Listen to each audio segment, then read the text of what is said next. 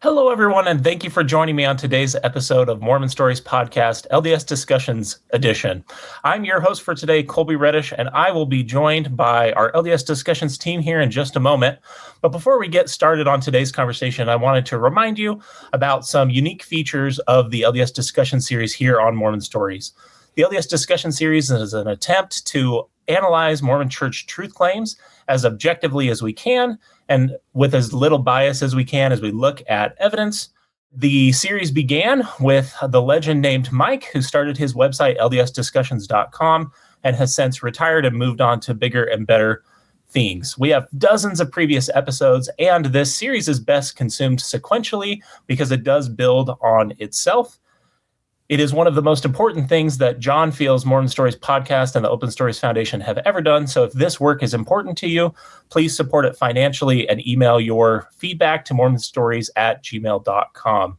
With that introduction, I will bring on our panel for today, starting with Julia Sanders and Nemo the Mormon. Thanks for joining me this morning, you two. Hi. Julia, tell us what we're going to be talking about today. So today we are going to be talking about the Book of Abraham Apologetics. I know that we've covered the Book of Abraham in the past, but I know that there's upticks sometimes in what people talk about. And so I've seen this circulating more. And so that's one of the reasons why we wanted to address it again. So Yeah, I'm really excited to do today's episode because we are doing kind of a response to a really popular apologist online, Jasmin Rappleye. Obviously, we're going to look at this as unbiased as we can, but it's worth noting that we're going to be responding to her work and a recent discussion she had with another content creator. One of the things I love about the Book of Abraham is I feel like in the middle of my faith crisis, figuring out what was going on with the Book of Abraham was like a real eureka moment for me. I even remember like when I was in the middle of my faith crisis, I was just studying so much material. Like I'd be up until 2 o'clock, 3 o'clock at night, even when I had work the next day. And Cammie still reminds me of the time that I woke her up in the middle of the night at like 3:30. I've got like rudimentary Egyptian pulled up on the computer screen. I'm trying to like learn some stuff as a layperson. And I'm sitting there explaining the whole issue to her from like 3:30 in the morning to 4:30 in the morning because I felt like I was going crazy when it finally all clicked into place for me. The big resource that helped it all click into place for me is actually a book that we'll talk about throughout today's episode, written by Dan Vogel on Book of Abraham Apologetics. Yeah. So Dan Vogel's Book of Abraham Apologetics, a response and critique, or a review and critique. So shout out to Dan for his work on that book. I think it does a great job of orienting people on what all of the documents are and then responding to some really common and I would say bad apologetic arguments. So that's the introduction from me. Any of the two of you have thoughts before we get going on today's slides? I think that's great. I really just want to point people, everything that we talk about today, most everything I have gotten from Dan Vogel's book. And so if you want to learn more or see his take on everything, just check out that book. Mm-hmm. And he also has his own YouTube series talking about a lot of the ideas in his book for people who want to listen to like a 10-hour deep dive on Book of Abraham. Yeah. Mm-hmm. And also Mormon Stories, Egyptologist Robert Ritner has been interviewed as well. And if you want to go and check out we have I think one clip from him. He also has written, this Egyptologist Robert Ritner has also, I was just about to hold up my copy. He has also written a book. It's called the Joseph Smith Egyptian Papyri, a complete edition where he runs through very detailed of what the Book of Abraham actually is. Great. Yes. Well, let's go ahead and get started. So there was a video that recently came out where Jasmin Rappleye, I want to say it correctly, but I'm not exactly sure if that's correct. She was onto this channel. She went on the channel Hello Saints. And this one, the Hello Saints is run by a man named Jeff McCullough. How do you say that? McCullough, yeah. McCullough. Mm-hmm. And he's a Christian pastor, and he's on his quest to learn about the Church of Jesus Christ of Latter-day Saints. So everything Mormonism. And one thing I do want to point out, which I think is interesting, and this is super off topic from what we're talking about, but maybe this is okay to talk about, but if you'll see his YouTube banner, there's like a bunch of images from the church. Oh. And these I know church copyrighted material up there, huh? Yes, I know from personal experience because I'm lately the Mormon Stories graphic designer, and these are all images that are copyrighted by the church. So it's just interesting to me how the church will say, oh, Mormon Stories can't use this copyrighted material, but all these other people can. And he's got 83,000 followers. So it's, Mormon Stories is 300,000. He's almost close to 100,000. So like, I don't understand here what's going on. But well, I think it's interesting how closely aligned he seems to stay to the church in many ways.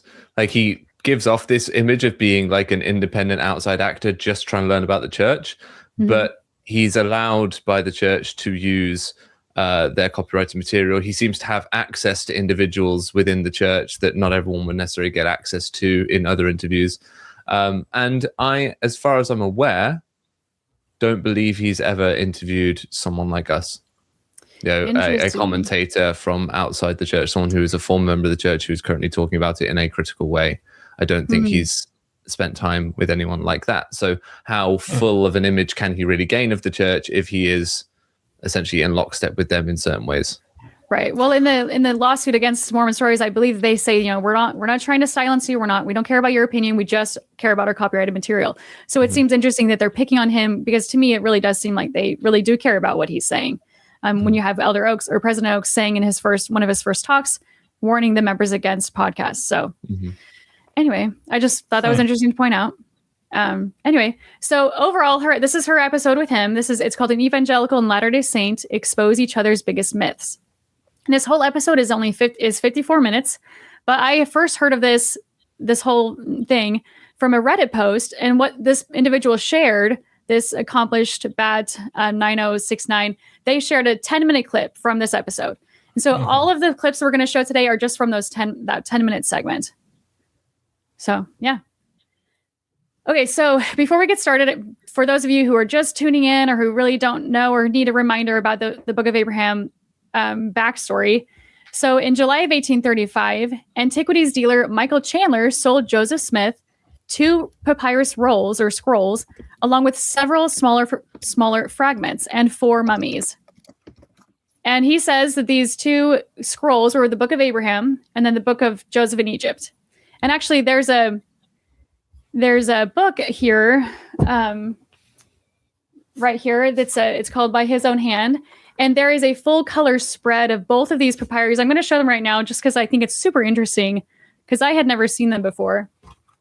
So this is the Book of Abraham scroll right here, which I think is super neat. And it says that it is shown at 78% of actual size. And then you have the Book of Joseph, the Joseph in Egypt scroll right here on the screen. You can see there's like little different depictions. And this one is shown at 55% size. So anyway, I just thought that was really interesting to show that. Yeah. And who published that book? It is Charles M. Larson. Yeah, that's a great question. But yeah, I'm pretty sure it's a faithful take on it, but the spread was really cool. So if you want to see that. When you mentioned Michael Chandler, I always like to bring this up when we talk about Book of Abraham stuff, and it connects very well to our last episode when we talked about the church and how leaders of the church have worked with or bought into con men and frauds. And there's been a track record of that. One of my favorite things about the Michael Chandler story is that Michael Chandler issued a certificate to Joseph Smith about the papyrus and about his translations on July 6th, 1835. Where he said, "This is to make known to all who may be desirous concerning the knowledge of Mr. Joseph Smith Jr. in deciphering the ancient Egyptian hieroglyphic characters in my possession, which I have in many eminent cities shown to the most learned, and from the information that I could ever learn or meet with, I find that of Mr. Joseph Smith Jr. to correspond in the most minute matters. Signed, Michael H. Chandler, traveling with and proprietor of the Egyptian mummies." And I always get a kick out of that because, as we talked about in that episode, Michael Chandler had no business giving any such certificate. He wasn't able to translate or understand Egyptian because no one in the United States was able to do that at this time. And I think it's just so interesting to see how that affects Joseph Smith's epistemology, showing that he thought it was important to get the certificate from somebody talking about how legitimate his translation work was. But Colby, it corresponded in the most minute matters. What do you mean? That's true. That's true. And again, we have Joseph Smith going to get it is interesting that Joseph kind of relies upon secular authorities to try and validate his translation abilities. Like he goes and takes examples of characters from the Book of Mormon to a language expert to try and get it verified, almost as though in some ways we're meant to have faith and just believe on the word of another, and we're meant to have faith in the miraculous, but also it is important for secular experts to have an opinion, it would seem. At least it was to Joseph Smith. Yeah. Exactly. I also want to, list here that the mummies all these things were sold for $2,400. And with the inflation calendar, just a quick Google search, it's over $90,000 that Michael Chandler would have profited from. So that's a significant amount of money. So it was in his best interest that he sell these. Exactly. You can see why he had such a conflict of interest in telling Joseph how legitimate his work with Egyptian was when he stands to make the equivalent of $90,000. Yes. And what does it hurt Michael Chandler to be like, yeah, the guy I sold it to, he's really good at translating this stuff, everyone. So come buy more of my stuff. Like, he loses nothing. Yeah. On this next bullet point, the thing I'm always struck by, so you have here, upon acquiring them, Smith stated that the two main rolls contain the writings of the biblical patriarchs Abraham and Joseph of Egypt. And those were those full spreads that you showed just a moment ago, Julia. The thing I'm always struck by is that, for those who don't know, Joseph Smith, as part of his translation of both the Old and New Testaments, which started in 1830, continued until 1831, if I remember correctly, Julia? I don't recall. Early 1830s. The bottom line is before 1835, when these events are happening. As part of Joseph Smith's biblical translation, where he's, reading the text of the Old and New Testaments and he's making changes to them, which just so happened to coincide with many of the changes suggested by Adam Clarke, a contemporary biblical scholar, for what it's worth. One of the things I'm interested in is the fact that as part of that, there is a book of scripture in the Pearl of Great Price known as the Book of Moses, which was supposedly a recovered version of, stories that relate to Genesis. And I think the vision happened even when Joseph Smith was in the middle of the Bible translation of Genesis. And so it's worth noting that of the significant biblical figures who are tied to Egypt, we've really got three. We've got Moses, Abraham, and Joseph, who was sold into Egypt. And Joseph had already produced scripture that basically speaks to Moses's experience. And then when he finds these scrolls or acquires these scrolls to the tune of $90,000 today, says, "Oh, what are the odds? I found a roll of papyrus from each of the other two people who are significant in the Bible that I don't have scripture from already." I just think that's interesting. And I also want to note. Oh, sorry. Genesis 32, I believe, is where Joseph Smith writes himself into the book of Genesis as a direct descendant of Joseph of Egypt. Yeah. Right. Yeah. So he creates a new chapter. Yeah. I do want to point out that he also never translated or attempted to translate the Joseph. Well, I mean, other than saying that it was the scroll of Joseph in Egypt, he never translated that one. People also pick on the Kinderhook plates, which we talked about this last time, where people say that Joseph didn't really translate it because he didn't produce scripture from it. But if you think about the Book of Abraham taking him 7 years, I think he translated a chunk and then he waited some time and then translated more of it. Correct. Before we got to the end. And it's only 4 or 5 chapters. So it's not even a very big book, but it took him a really long time to translate that. So I don't think he had time to, translate the book of Joseph in Egypt or the Kinderhook plates. So anyway, but so modern Egyptologists, they point to these scrolls. The book of Abraham scroll is actually the scroll of horror, or the book of breathings. And then the Book of the Dead is the other one, the Joseph in Egypt one. And it belonged to a woman. I don't know if I can say her name. To Shenman. I don't know how to say that. That's good. And then the fragments are said to belong to. I'm going to butcher these names. Neferenub. And then the other one belongs to Amenhotep. Amenhotep. Okay, yeah. You two are on your own. I'm not going to try and pronounce those. Okay, so this is just a general overview of what we're talking about. We're just kind of honing in on the Book of Abraham scroll, which is the Book of Breathings. And if I could speak to that for just a second, just for people who are unaware, and you may have clips from Dr. Ritner talking about this, but the basic idea of a book of breathings is the Egyptian languages we kind of talked about in our information density episode. It started with hieroglyphic forms, and hieroglyphic forms were literally inscribed on temple walls as a form of spells to preserve and have recognition for these individuals' afterlife journey. That's what the Egyptian religion at the time believed. They then simplified that script or allowed it to be copied down onto papyrus. And so the whole idea of a book of breathings was basically a preparatory document that was prepared to prepare these people for the afterlife. And so it followed certain prescribed forms, and it's called the Book of Horror or the Scroll of Horror because that was the name of the individual who had basically commissioned these papers to be drawn up. One of the, I guess, darkly comedic parts of this whole ordeal to me that's kind of funny is to picture like this Egyptian priest Hor that had probably worked and saved his entire life to commission these papers to be drawn up because it was so important to him for his beliefs about the afterlife. And as kind of a miracle of history, right, they survive for thousands of years, and they're found by Michael Chandler's relative, brought over to America, and whose lap do they happen to fall in is a guy who isn't going to respect that original story at all. He's going to use it either as, we'll get to the competing apologetic theories here in just a minute, I guess, but he's going to use it to basically incorporate it into part of his religious narrative rather than allowing that original religious narrative to speak for itself. That reminds me of the Native Americans, where it's sort of like they have their own, and then Dr. Murphy, just published that book. Nemo, do you want to hold that one up? I don't have my copy on me.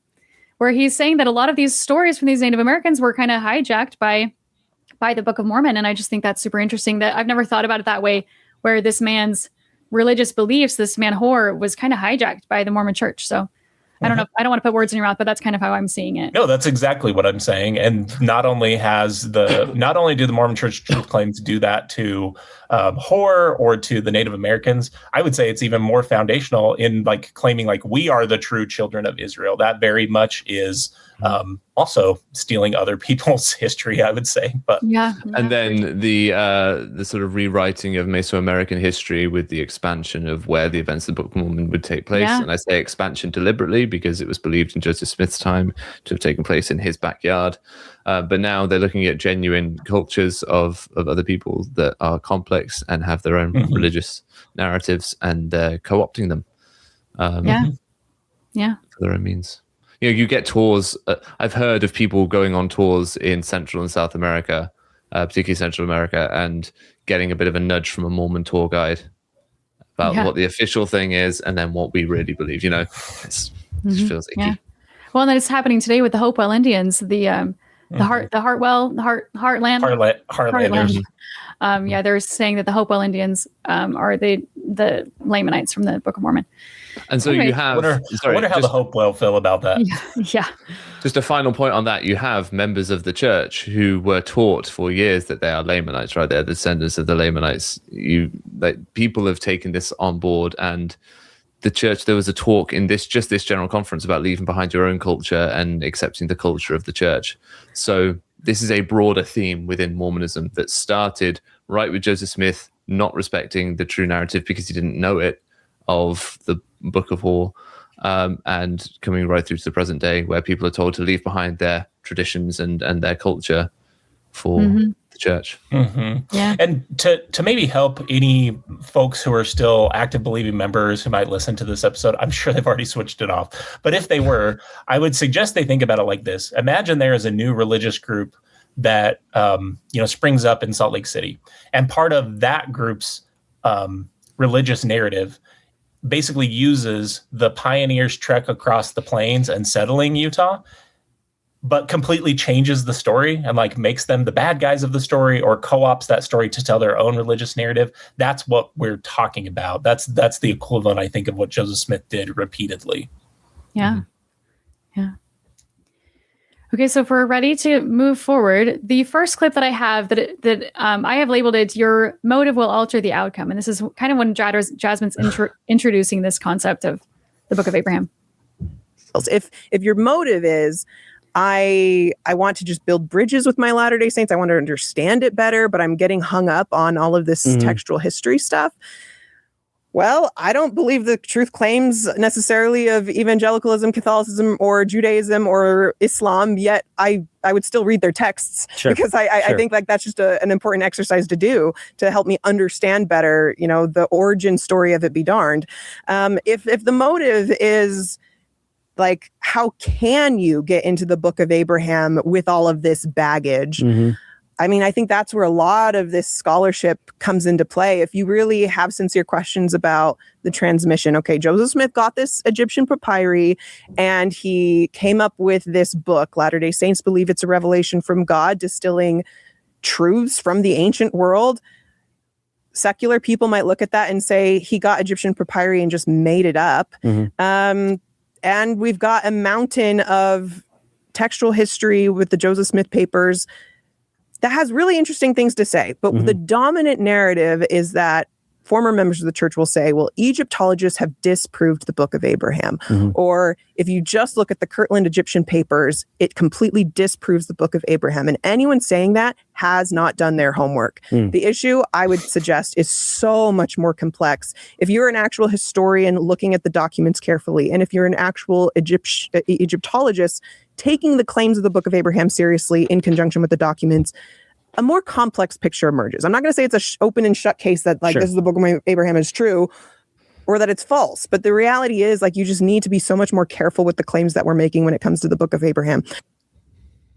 So let me pause for a second and just say, is Jasmin Rappleye an Egyptologist or a historian? No. What is she? She's a content creator. Well, did she study languages? I wasn't sure. I don't think so. Okay. She's certainly not an Egyptologist. No, certainly not. And certainly not a historian. So she's saying that people like Robert Ritner haven't done their homework. Dan Vogel hasn't done his homework. And it's always with apologists, it's always more complex. It's always more difficult because in that complexity, they can find a little corner to hide in where, okay, well, it can all still make sense. If we just fettle the parameters enough, we can find a little spot in the complexity of it all where we can still believe what we would like to continue to believe. Also, and that complexity, I'm sorry, Julie, go ahead. Oh, no, you can speak. I was just going to say, and that complexity, I opened by telling you my story of waking my wife up in the middle of the night and explaining how it all connected to her. One of the things I was really struck by when the Book of Abraham, all the stuff around the Book of Abraham clicked into place for me, is apologists need to make this seem as complicated as possible. And like Nemo said, they will point to a few things here and there. And we'll talk about that in just a second. But they need to make it as complex as possible because the very simple Occam's razor answer is that there is no good reason to believe the claims made in the Book of Abraham, like meaning that it is a legitimate translation of an ancient record attributable to Abraham, that it reflects really anything about an actual experience that Abraham would have had. Now, they'll point to a few things here and there like Uli Shem, I'm sure we'll get to that in a minute, and a few other like weird little things that if you kind of squint are kind of a half hit. The problem with that is that it is equivalent to like if we're tasked with analyzing, we talked about Mark Hoffman last episode. And he was a famous forger and created fraudulent documents, right? And killed one of the ways, and a murderer. Yes, thank you, Julia. I don't want to overlook the murder. That is pretty serious. But one of the ways that he was able to be so successful in his forgeries is that he was able to use some really interesting scientific techniques to age paper and to age the ink through like electrolysis, if I remember correctly. And the way I see the Book of Abraham issue and this complexity that Jasmin is talking about is it is akin to, like, if we're trying to determine whether a document is an original, correct, authentic source document from ages and ages ago, and it has something that's an anachronism in it that we know. Let's say it has like a wrong signature. The example I've used before is like a fraudulent silver certificate, like an old bill.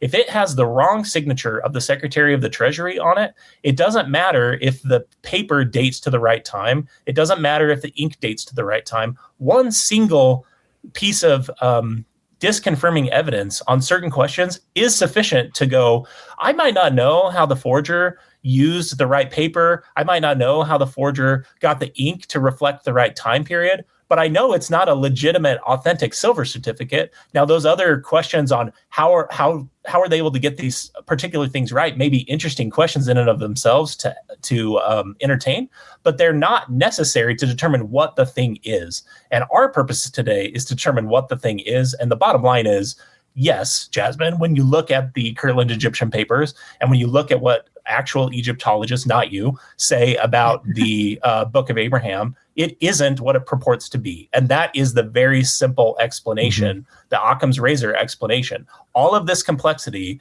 is just created by these apologists. Now, I want to say one last thing about the academics that she was talking about. She said, if you look at this scholarship, there are two primary scholars, and I am putting that in, for me, pretty strong air quotes, that work on the Book of Abraham issues on behalf of the church.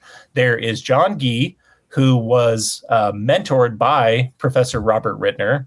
And I'm not sure, Julia, if you want to talk about that in just a second, how Robert Ritner felt about Professor Gee. But the other is Kerry Muhlestein, who literally says that he starts with the presupposition that the Book of Abraham and everything around it is legitimate ancient scripture, and then he takes any evidence that he needs to fit it into that paradigm. Like, he tells you that he starts with the conclusion already fixed. That is not scholarship in my mind. Like, what these guys are doing might be interesting to Latter-day Saints, but unless you buy that presupposition that it's already true in the first place, which is precisely what we're trying to analyze today, I just struggle with even calling that scholarship. Yeah. Well, so a couple of points there.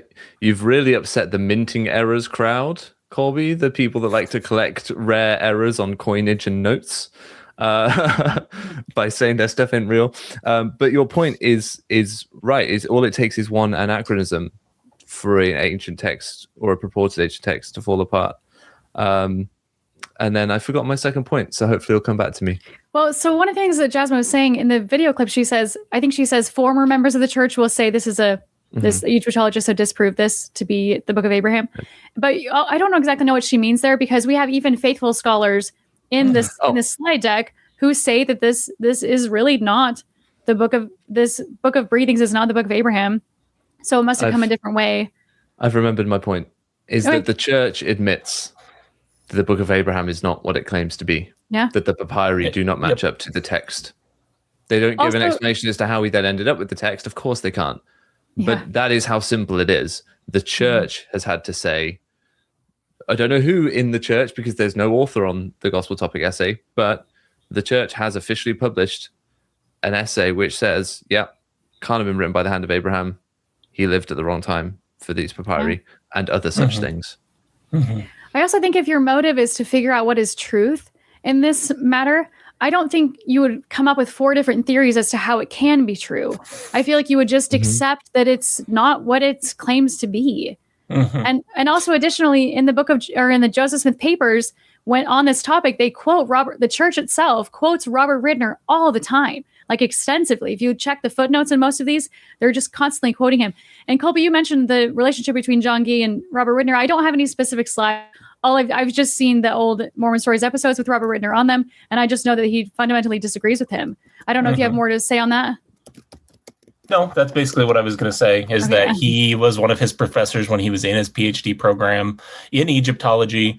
And my memory from John and RFM's really long episode with Dr. Ritner is he expressed disappointment with the way that John Gee was using what he was trained to do. Basically, that he's doing apologetics, he's not doing actual scholarship. That's my memory of the way Professor Ritner, who it's worth noting, passed shortly after that series aired, years and years ago. So, yeah. Okay. Got the next slide, Julia. Yeah. Let's have it. Okay, so this one I've titled "The Book of Abraham is not the keystone of our religion." Can I just preface this for a sec? Yeah. Because what this is essentially, it's a really complex issue, and now this is the second half of that sword, which is, and it doesn't really matter. Yeah, it's kind of dismissive. Yeah, exactly. When it comes to like a spiritual epistemology, the Book of Abraham is not the keystone of our religion. And I think so many people get hung up on that, especially ex-Mormons or people who have left the faith. They almost see the Book of Abraham as the keystone of their deconstruction because they see it as something that's like an easy pot shot to take. It's an easy low-hanging fruit, like, oh, Egyptologists have disproved the Book of Abraham, therefore everything else falls away. I think it's a reverse domino effect. Like, well, if the Book of Abraham is proved false, and that means Joseph wasn't a prophet, that's when it just comes undone. Well, there shouldn't be any low-hanging fruit. Right. If this is all true, then there shouldn't be any low-hanging fruit to take and go, yeah, no, that's not true. And also, it directly influences Joseph Smith's claims. His claims as a translator. Here is an example of him translating in a way that has been proven not to be true. So yeah, it may not be the keystone of our religion, but it's absolutely a key claim of Joseph Smith's and a key example of scripture that he produced. Yeah, and there was a lot of people around him at the time. Even Oliver Cowdery was saying, like, if he produces this will back up the Book of Mormon. So, like, it's like another witness that Joseph Smith can translate. And you absolutely know that if this had been proven by Egyptologists when they had translated the ancient Egyptian language, the Rosetta Stone actually say it were to confirm what Joseph Smith translated from all this, apologists would be having an absolute field day. They would be doubling down on that time and time again to say, hey, look, he was right about that. Yes, we don't have the originals of the Book of Mormon, but he was right about this. So surely that relationship has to go both ways if you're being logically consistent. Exactly. Yeah, for me, the way I look at issues like this is, and it's just so interesting to listen to apologists. I just feel like they have such a binary black and white thinking, which is so weird because they crow about complexity and nuance all of the time, but only, like Nemo just said, when it benefits what they're trying to get you to believe. And the thing I'm struck by is just how, like, if your objective is simply to ask, do I have a good reason to believe that what Joseph Smith originally claimed about the Book of Abraham is true? The answer to that is no. Like, there is no explanation. There are apologetic workarounds they have found to say this isn't technically impossible. And we'll talk about those theories as Jasmin kind of does it. But I think there's an interesting, just methodological kind of meta comment here of them acting like proving that something isn't technically impossible. Therefore, checkmate, ex-Mormons. We've shown that it's not disproven. I don't need to disprove it, Jasmin. I'm just asking the question, honestly, do I have a good reason? And when I say good reason, what I mean is it's not a line of fallacious reasoning and there's some evidence to support the conclusion. Do I have a good reason to believe that the Book of Abraham is what Joseph Smith thought it was? And the very simple answer is no, there isn't a good reason to believe that. Yeah. Agreed. Okay, so yeah, one thing I wanted to talk about is just what we've been talking about. Some of these we talked about this last time. So Joseph Smith translated the Golden Plates in 1828 to 1829. Joseph Smith translated the Book of Abraham in 1835, and it was shown to be false, or that they didn't align, is what I could say, in 1912. The New York Times published a story on that. And then Joseph Smith translated a portion, that's from William Clayton, a portion of the Kinderhook plates in 1843, and it was exposed as a hoax in 1879. So, like, the track record for Joseph Smith's ability to translate is, to me, very low. If it's and on that third point, it took the church possibly 100 years to finally accept that they were a hoax. Yeah, which we covered on our last episode. The other thing I'm struck by, Julia, just because I try and anticipate what, someone who might be listening to us more hostilely might say, sure, is they would say, oh, Julia, you're misrepresenting this because Joseph Smith didn't claim to translate the Golden Plates or translate the Book of Abraham. First of all, that's false. But what they would be talking about is there's been this recent move in the church to equivocate on the definition of translation and say Joseph Smith was never claiming to do a secular translation. And that is true. Joseph Smith was always claiming to translate by revelation, right? Translate by the gift and power of God, as he said famously about the Book of Mormon's Golden Plates. That doesn't fix the issue. It's so surprising to me that sometimes people act like just claiming like, well, he wasn't claiming to do a secular translation. That doesn't fix the issue at all. In fact, to me, that makes the issue much worse, because if Joseph Smith is claiming a revelatory translation experience and he can't adequately determine what he's receiving from God through revelation, like where that line begins and ends on what is and isn't true, or he basically receives from God a process that even he doesn't understand. I just don't understand why anyone would believe that when there's just such a simpler Occam's razor explanation. It's just like, he just got it wrong. Like he just wasn't doing what he claimed to be doing. Yeah. I do think it's interesting because he goes to, oh my gosh, I can't remember his name. Anthon. Yeah, Charles Anthon, and who is a scholar. He obviously doesn't know how to translate the Egyptian language because that hadn't been figured out yet. But so I guess it's Martin Harris, you could argue, that goes to seek this scholar opinion. And so, like Joseph, they use it. Before you continue, can I pause you there and say, it's also important to note for people who want to look into the Charles Anton episode that, yes, Martin Harris was the one who went and did this, but Joseph Smith doesn't actually tell the story of how this all unfolded until Martin Harris has left the church and isn't there directly to correct the way Joseph Smith might change or modify that story to his benefit. Sorry, That's Julia. true. Continue. Well, then Charles Anton came out later and he was like, and I can't remember which book it is. I can't remember. I can put it in the show notes. But he comes out and he was like, no, that's not how it went down. I said this was not, it was a completely different story than what Martin Harris was telling him. But I was just pointing out that it's interesting that Joseph Smith seemed to seek scholarly opinion, but then say, people can't really say, oh, he didn't really translate. It was just inspiration or revelation from God.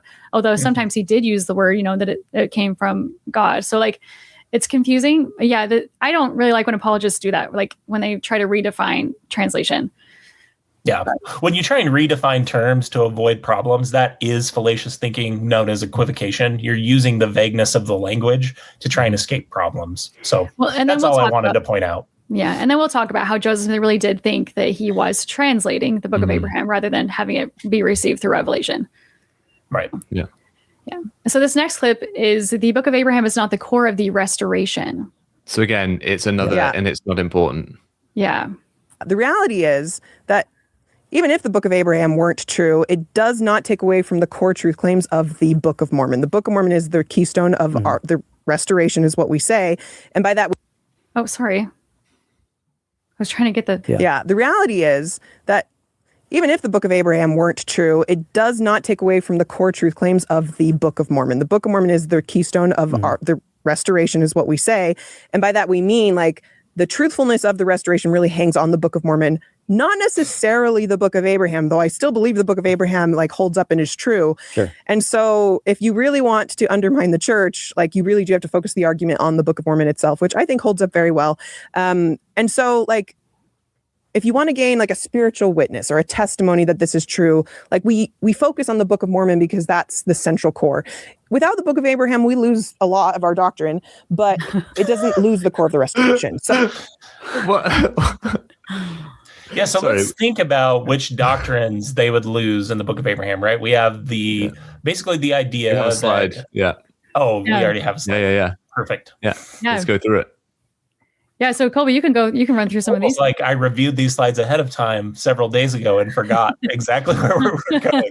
Right. So yes, this is from, we can see right here on the left-hand side of the screen, the Book of Abraham, translated from the papyrus by Joseph Smith. Sorry, what was that word? Translated? Translation, yes. Okay, translation of some ancient records that have fallen into our hands from the catacombs of Egypt, the writings of Abraham while he was in Egypt, called the Book of Abraham, written by his own hand upon papyrus. By his own hand, which will come into play later.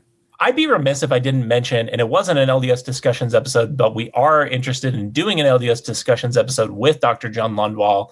It's worth noting that type of narrative, Abraham sitting down and writing like a first-person account, almost like a journal account. If you listen to the episode that John did on the Main Mormon Stories channel or on the Main Mormon Stories feed with Dr. John Lundwall, he talks about the evolution of thought patterns and of narrative. And the bottom line is, when we're talking about Abraham and how long ago that was, that type of writing itself would be an anachronism. So set aside all of these issues. You could literally just be done with Book of Abraham analysis on that fact alone. But let's talk doctrinally about what the Book of Abraham restores. So it has in it as doctrine that humans existed as intelligence and spirits before the world was created, which is a huge part of what Mormons believe and has shaped Mormon theology and cosmology. And worth noting, isn't in the Book of Mormon at all. So this is one of the weird things to me about what Jasmin said, is so many things that are like part of the foundation of people's Mormon experience today have absolutely no reflection in the Book of Mormon. In fact, I'm sure you guys know, and I consider him a friend, Steve Pinecker, who's an evangelical that talks about Mormonism a lot. So he's never been a Mormon, but he says all of the time that there's nothing in the Book of Mormon that is like offensive to him or problematic for him as an evangelical, because it is so aligned with 19th century Protestant Christian theology. It doesn't really reflect Mormonism today. Jasmin is right that it's used as basically a testimony builder for Joseph Smith's ultimate claims as a As a what, guys? As a translator. And so that entire, diatribe she went on to say, well, it doesn't affect Joseph Smith's ability to translate the Book of Mormon, I think is also just false. Like if someone comes to work with me in my professional capacity as an attorney, and I completely mess up one of, handling a case for them, I think it's pretty reasonable if they don't want to work with me as a lawyer again, if I were to make like a serious mistake. And so if Jasmin doesn't understand how, people who lose their testimony ultimately over the issues with the Book of Abraham, she doesn't understand how they connect the dots. That's the connection, is why would I believe that Joseph Smith is able to translate the Book of Mormon when he claimed to translate at least a portion of the Kinderhook plates, claimed to translate the Book of Abraham, and that isn't what we see in reality, is that he was actually translating everything. I believe the way that Jeremy Reynolds phrased it was, why would I buy a third car from someone who already sold me 2 clunkers? I think that's his phrase, pretty much. Exactly. But the second point on this side, there was a council in heaven where God presented his plan and chose Jesus over Satan. Massive, massive chunk of Mormon theology there. Well, and then even I think be overstated. Right, and I don't know exactly where this story comes from, but the African American one drop, all of that I think stems from this council in heaven, where these people were, I think, some of the justifications were that like these people were fence sitters in the council in heaven, like people that are less worthy, that only just made it to get bodies, stuff like that. Right? It's been extrapolated upon. Yeah. None of that is directly in the Book of Abraham. What you're saying is the underpinnings of this idea of a premortal existence is in the Book of Abraham. Although it is worth noting, while we're talking about the racial restrictions on the priesthood and the temple, that there is a specific mention to the curse of Ham and his lineage, which was cursed with respect to the priesthood in the Book of Abraham. So if you hear a certain Mormon apologist, I have one in mind, if you just look closely at what the Book of Abraham says, it directly has reference to a curse pertaining to the priesthood through the loins of Ham in the Book of Abraham. So if a certain apologist were to tell you that there's no scriptural basis for the church's racial restrictions on the priesthood and temple, that's simply not true. It's right in the Book of Abraham. Like it says it explicitly. Yeah. And if we go to Joseph Fielding Smith's The Way to Perfection, if we can read that, he talks about members of the church or black members of the church being less valiant in the pre-existence. People's behavior in the pre-existence is absolutely everything to do, or was believed to be to do for a long time, with people's then mortal position. It was also used as an excuse for people with physical disabilities and other such things. Yeah. Right. And that same justification, when we're talking about the racial restrictions on the priesthood and temple, this idea is what, when Lowry Nelson, who was an active member, wrote to the First Presidency questioning the church's racial restrictions on the priesthood and temple, they pointed to this exact doctrine to say, you understand that it has long been the doctrine of the church that there are, different, I want to say different values of people, although I know that's not the word that they use, but that there are different like qualities of spirits, and that dates all the way back to this premortal existence and this war in heaven idea. Yeah. Now, did we read this list, or did we stop on the second one? No, I mean we can go stopped on the second one. Okay. Yeah. So the third one is humans are independent agents and are being tested. The earth and universe were created from pre-existing matter, not out of nothing. That's in the endowment ceremony, just to be clear. That's in one of the highest ceremonies of the entire church. That concept is drawn from this scripture. Yeah. And that there is a plurality of gods. The time on God's planet, or Kolob, I think this is the star nearest to his planet, in relation to ours. So one day is 1,000 years. I can't remember. I think it's 1,000 years. And then this last I find really interesting is the priesthood. The power and authority of God is eternal and existed before the foundation of the earth. And before this, I'll note that there are no historical records of this priesthood restoration from any of the angels until 1835 or until the mid 1830s. And scholars like D. Michael Quinn and others have pointed that out specifically.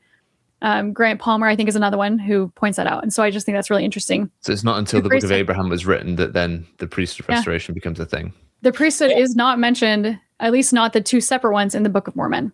And not just later scholars. Like, that's one of David Whitmer's primary complaints in his address to all believers in Christ is, I was central to the foundation of this church, and I never heard about these priesthood restorations until 1835. Yeah. So he points that out as well. Yeah, true. Thank you. Okay. So this is another thing that I think is really interesting. This priesthood thing is really interesting to me. So a couple of years before receiving the Book of Abraham papyri, Joseph Smith dictated a revelation in September of 1832 that reads, which Abraham received the priesthood from Melchizedek, who received it through the lineage of his fathers, even until Noah. Dan Vogel postulates that thus one 19th century source of inspiration for the text of the Book of Mormon was Smith's own revelations. I think you said Book of Mormon, but you mean Book of Abraham. Oh, sorry, Book of Abraham, okay. Yes. Yep. Yeah. Anyway, I just thought that was really interesting to point out. Okay, there's another clip from Jasmin. I've titled it "Getting Our Own Planet." Right. We can just play that one. If you want to understand why Latter-day Saints believe that we're going to get our planet someday, which is a complete misnomer and misconception people have, that stems originally from the Book of Abraham and then gets distorted into weird things. So I don't know why she's bringing this up from. Is that even true? Is that where that comes from? I don't remember Book of Abraham having really anything to do with that. That comes more from King Follett sermon and Doctrine and Covenants revelations, if I remember correctly. Yeah, I think the plurality of gods, I think, is in the Book of Abraham, but I don't know about the. Yeah, but I have a slide here from Brigham Young. This is from the Journal of Discourses, volume 17 on page 143. This was given July 19th of 1874. As for their labor and pursuits in eternity, I have not time to talk upon that subject, but we shall have plenty to do. We shall not be idle. We shall go on from one step to another, reaching forth into the eternities until we become like the gods, and shall be able to frame for ourselves, by the behest and command of the Almighty, all those who are counted worthy to be exalted and to become gods, even the sons of God, will go forth and have earths and worlds, like unto those who framed this, and millions of others. Yeah. So I don't just this where she's saying it gets distorted and yeah, I think it's true what Jasmin said generally, which is the very simplistic, Mormons believe they're going to get their own planet. I don't think that's a fair characterization of what the doctrine that I once believed. I guess that's the way I'd put it. However, it's not accurate in the sense that the whole idea is we're going to be joint heirs with Christ. We're going to receive all that the Father has, just like Christ does, because of obedience and because of the atonement. That's what the Articles of Faith teach, at least. And that if we do that we do become gods. We become like God. I think it's so weird to me to see apologists in the church generally, because there's a Gospel Topics essay about this specific question also. It's so weird to see them pivot away from something that I thought was a really cool innovation of Joseph Smith, a really cool way to say, what do we think it means to become like God? When the Bible talks about becoming like God, this is what we think it means. It's just weird to me to see them pivot away from that to become more palatable to evangelical Christians who think that's heretical, than to just lean into what I thought was a really cool, unique doctrine. I mean, there is an entire episode to be had on the church's desire to be accepted by mainstream Christianity, and the way they threw their toys out the pram over the list of the chaplaincy list out of the Department of Defense is a prime example of that. But I do want to point to a church Q&A that was put out maybe 2012 or so, where the question was, do Latter-day Saints believe they'll get their own planet? And that last part is in quotes. And they say, no, this idea is not taught in Latter-day Saint scripture, nor is it a doctrine of the church. This misunderstanding stems from speculative comments unreflective of scriptural doctrine. So just when we get to the next few slides and we look at who may or may not have taught this idea and where this idea may or may not have come from, those people, whoever they may be, however important in the church they may be, are making speculative comments unreflective of scriptural doctrine. I think it's important to remember. Yeah. Okay, so I have another one. Got, Julia? So I have another one from Brigham. Nemo, do you want to read this one? Sure. Brigham Young from the Journal of Discourses said, Then will they become gods. They will never cease to increase and to multiply, worlds without end. When they receive their crowns, their dominions, they then will be prepared to frame earths like unto ours and to people them, in the same manner as we have been brought forth by our parents, by our Father and God. Yeah. So prepare earths like unto this one. Speculative comments, unreflective of scriptural doctrine. Yeah, the prophet's saying that, but it's unreflective. Unreflective. And so this next one is a quote from President Kimball. So this is the president of the church, and it's called The Privilege of Holding the Priesthood. Mm-hmm. Brethren, 225,000 of you here tonight. I suppose 225,000 of you may become gods. There seems to be plenty of space out there in the universe, and the Lord has proved that he knows how to do it.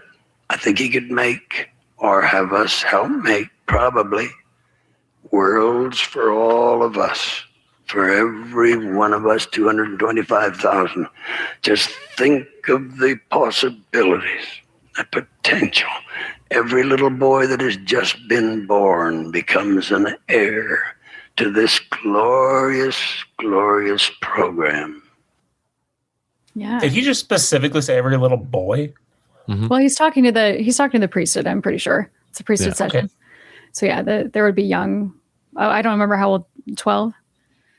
12, but he did say every little boy who's just been born. I think that's just odd to me to only reference the. I mean, yes, it is a priesthood session, I guess, but also it's men that become the gods.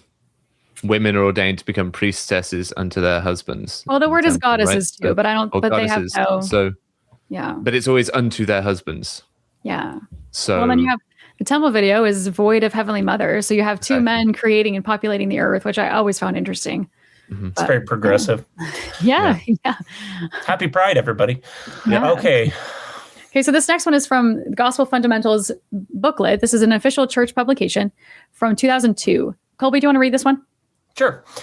To live in the highest part of the celestial kingdom is called exaltation or eternal life. To be able to live in this part of the celestial kingdom, people must have been married in the temple and must have kept the sacred promises they made in the temple.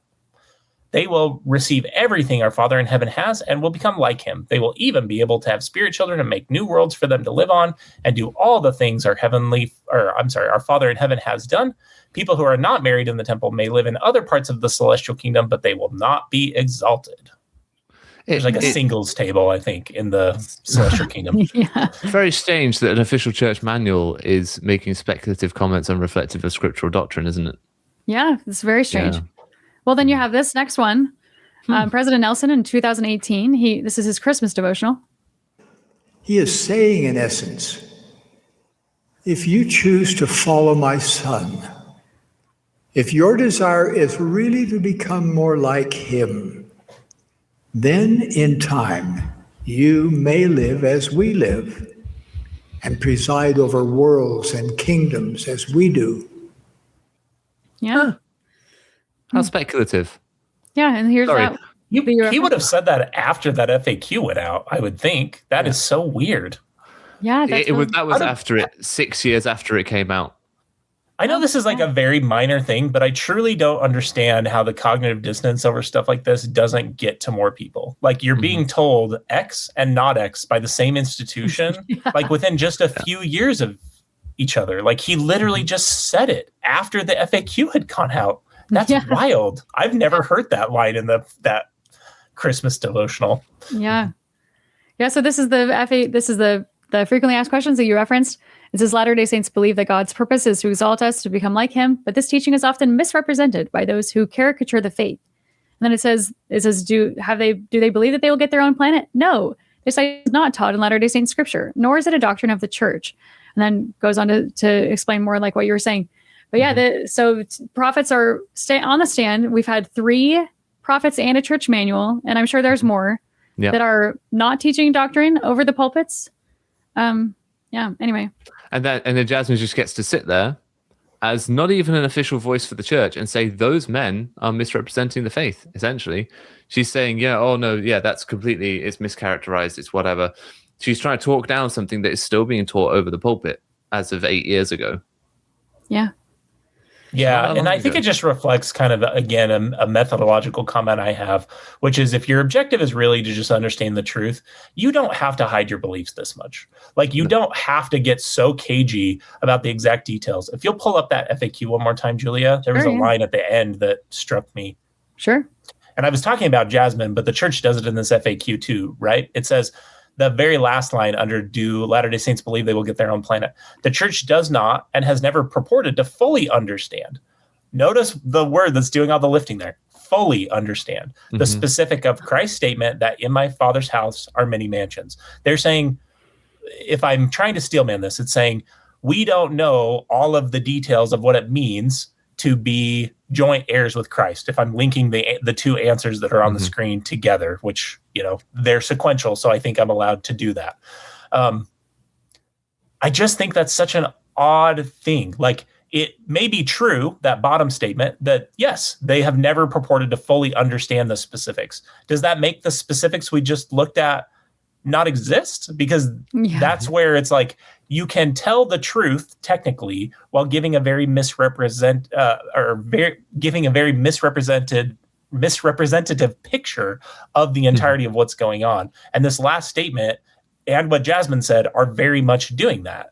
Yes, it would be true to say that the church has never claimed to fully understand the specifics.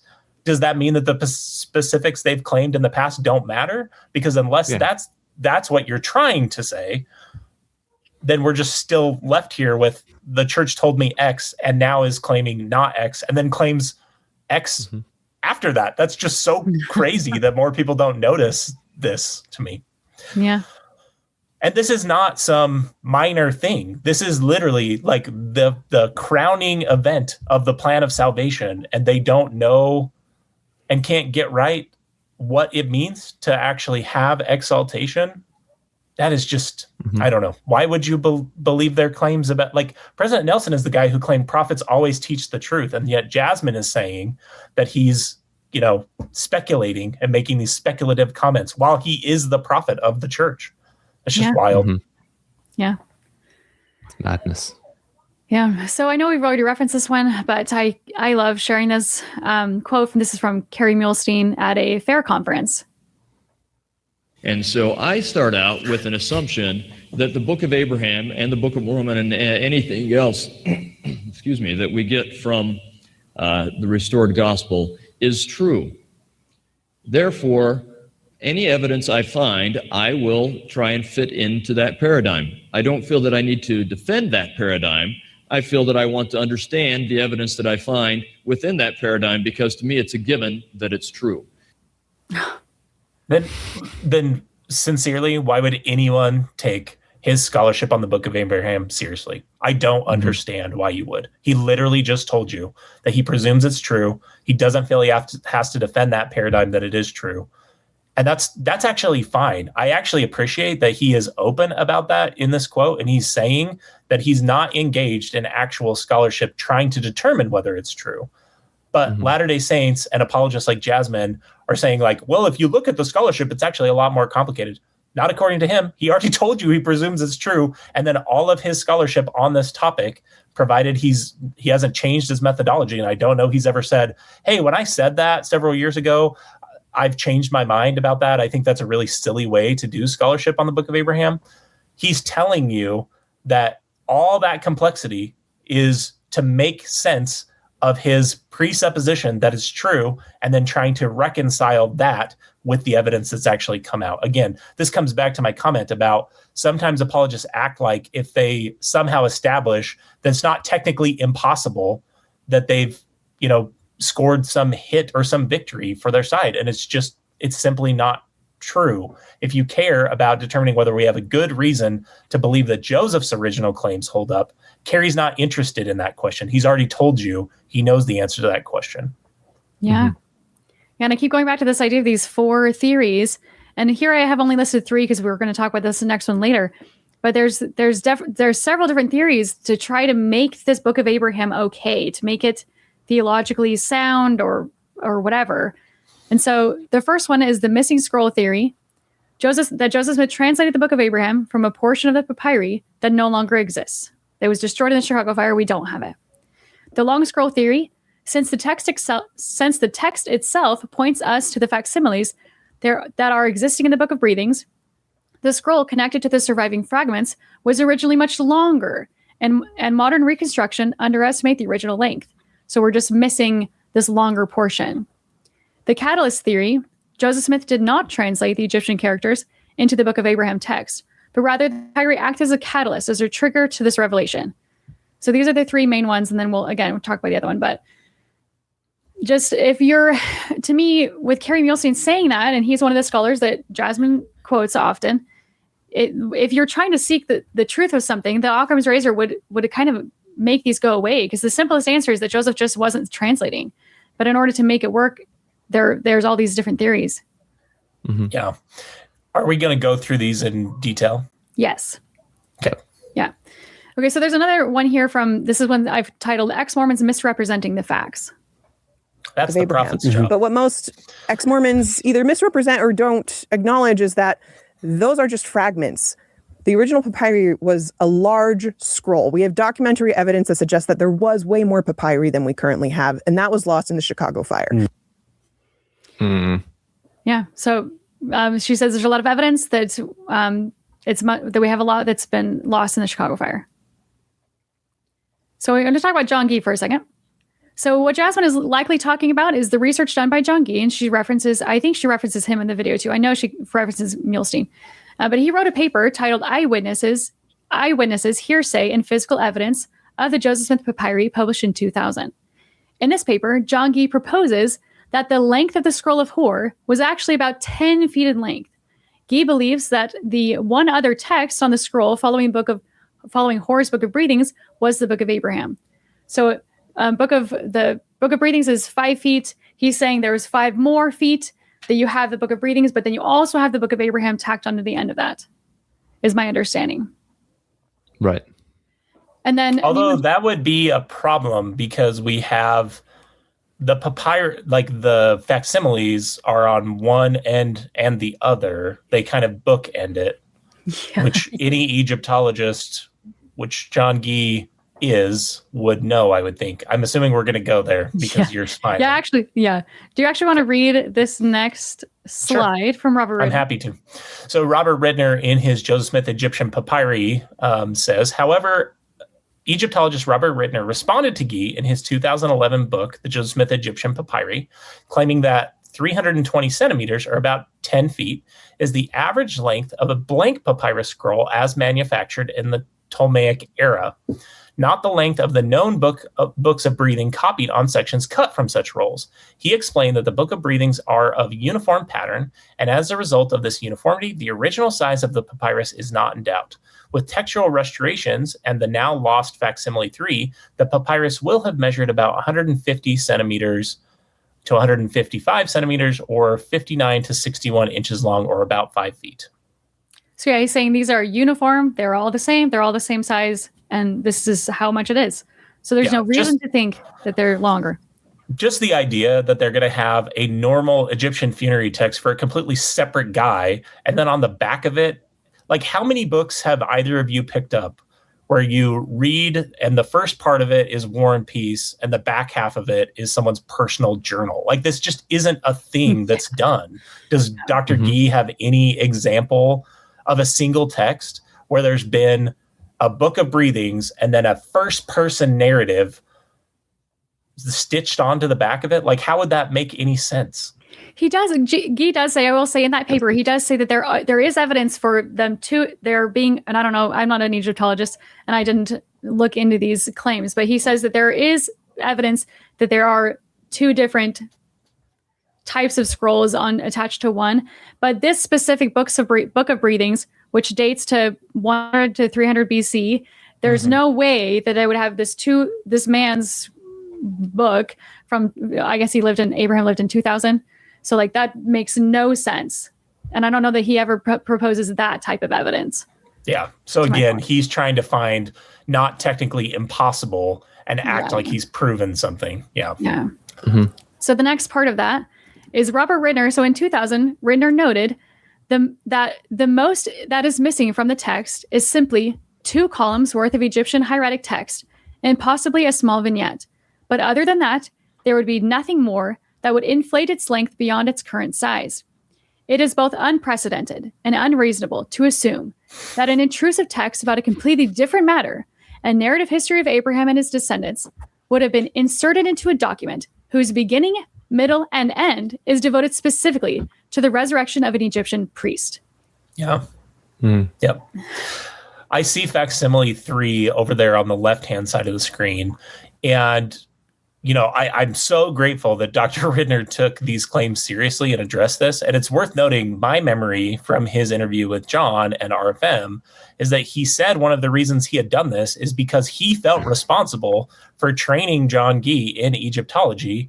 And so most of the time, Egyptologists are busy doing actual Egyptology work, not debunking 19th century, not debunking 19th century claimed revelations by religious figures. And so I guess I'm just struck by the fact that I really appreciate him doing this. But facsimile 3, like, disproves all of this anyways, because there are characters in that facsimile that Joseph Smith translates, and those translations don't bear any resemblance to like actual Egyptian.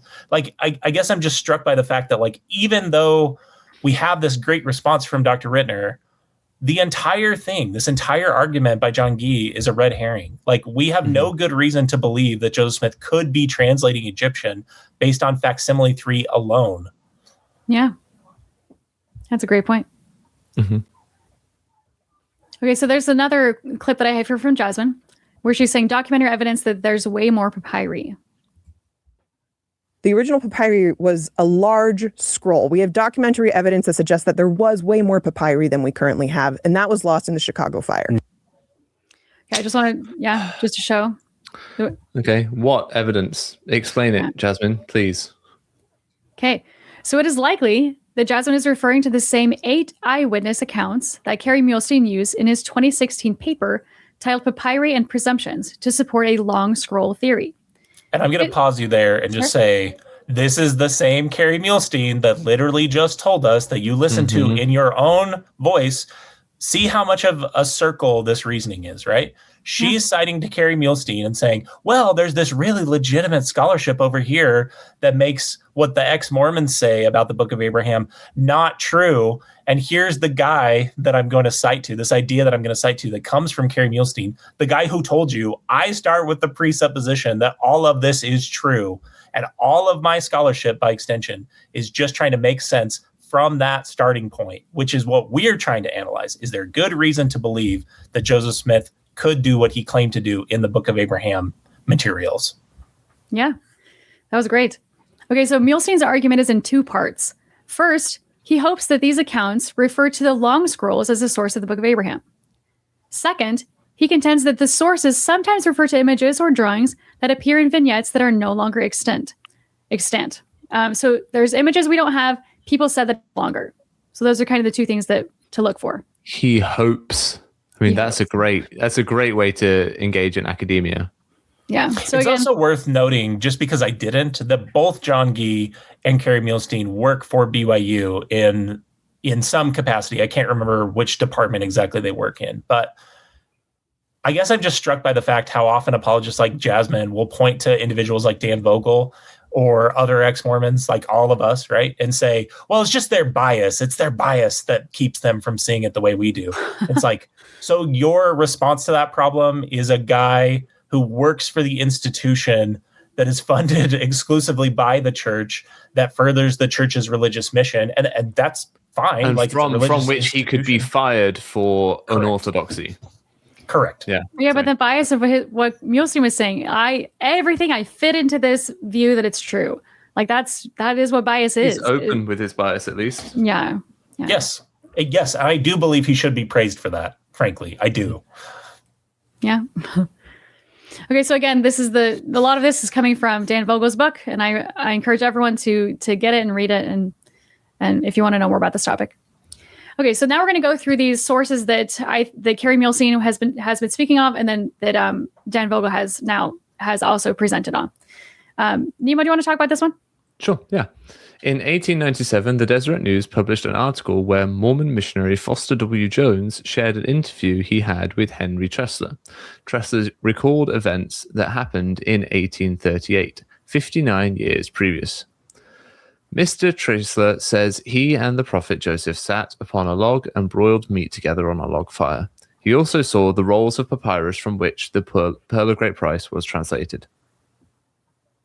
Okay. Isn't it interesting that when it's a 59-year recollection and it's favorable to Kerry Muhlestein's argument or an apologetic argument, that's completely fine. But when it's something critical of the church or they don't need to rely on, sourcing becomes a problem. Yeah. That's anyways. Very, very good point. Nemo, do you actually want to continue with this one? Yeah. Muhlestein argues that while Tressler's biography does not appear to be trying to distinguish between the papyrus fragments and rolls, he is specific that after having spoken with Joseph Smith about the antiquities, Tressler recounted that the rolls, or scrolls, were the source of the Book of Abraham.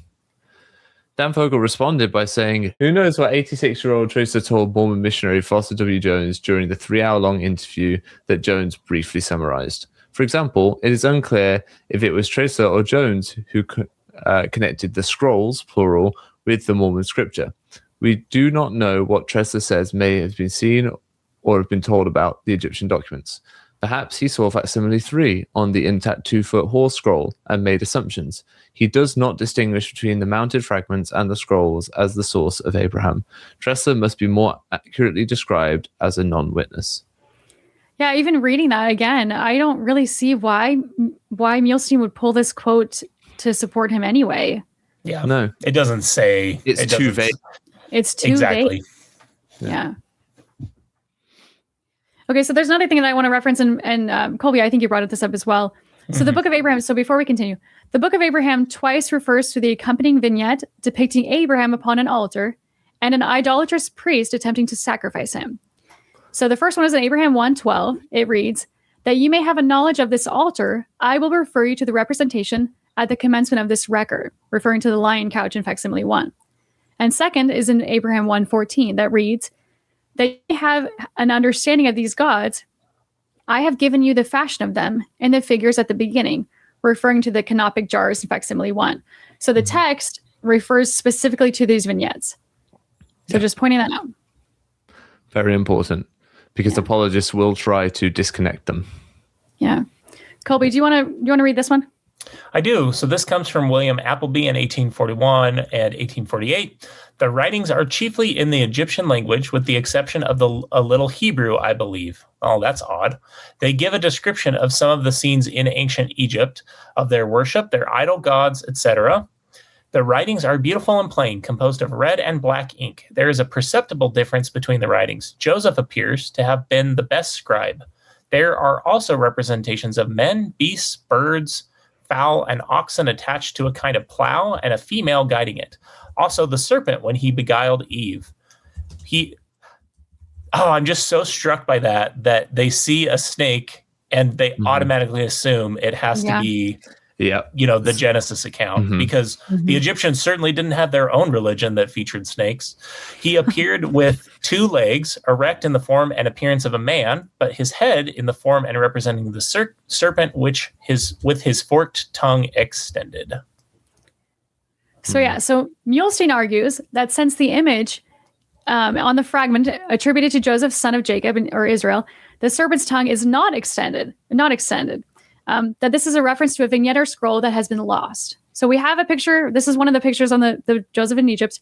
You can see the snake there with the 2 legs, and there's no tongue extended. So Muhlestein's saying, this is seriously what his argument is yes.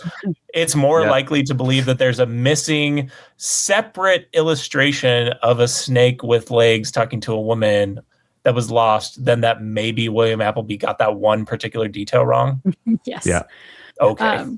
So when we consider that when Appleby was probably not looking at the papyrus when he was writing in his journal, his description of the extant documents was reasonably accurate. I think it was. Yeah. Dan Vogel points out that while his journal was dated in 1841, Appleby didn't actually write it until 1848 from an earlier version edited and supplemented by the text of the Book of Abraham, published in the Times and Seasons in 1842. So, yeah, this is one of Muhlestein's arguments, is that because the snake's tongue is not out, he must be referring to something different. So, so this is a different one. Because he missed the tongue out of his description, it's an entirely different image. That's his argument. Yeah. But Vogel pointed out that an earlier account from William Appleby that was published in the Christian Observer in London, England on September 10th of 1841, he makes no reference to the snake with a forked tongue. Dan Vogel suggests that given the lapse of time and the reference to a snake's forked tongue is just the detail of an imperfect memory might supply. And then I have this next section. Nima, do you want to read the second paragraph? Absolutely. Visited Brother Joseph, received instruction concerning baptism for the dead, read the revelation as given by the Lord last January, viewed 4 mummies, males, and 3 females, brought from ancient Thebes in Egypt, saw the roll of papyrus, Thebes, saw the roll of papyrus, and the writing thereon taken from the bosom of the male mummies, being some of the writings of ancient Abraham and of Joseph, who was sold into Egypt. The writing is in the Egyptian language and gives a description of some of the scenes in ancient Egypt, also of their worship, their gods, and the writing is beautiful and plain, being composed of red and black ink. You can perceive a wide difference between the writing, as Joseph appears to have been the best scribe. Yeah, so that's his account for this earlier account, and there's no reference to the snake. He just says he saw the roll of papyrus, and then the composed in red and black ink is specifically this the Book of the Dead from that woman that I can't say her name. So that's how we know that that's the Joseph papyri. So yeah. Can we pause here? I want to read on the left-hand side, you have the original account, and that next paragraph is just very interesting to me. 4 mummies from ancient Thebes exhibited in the city of Nauvoo, a village on the borders of Western civilization. Excellent craft. And the roll written by Abraham and Joseph in the Egyptian language, !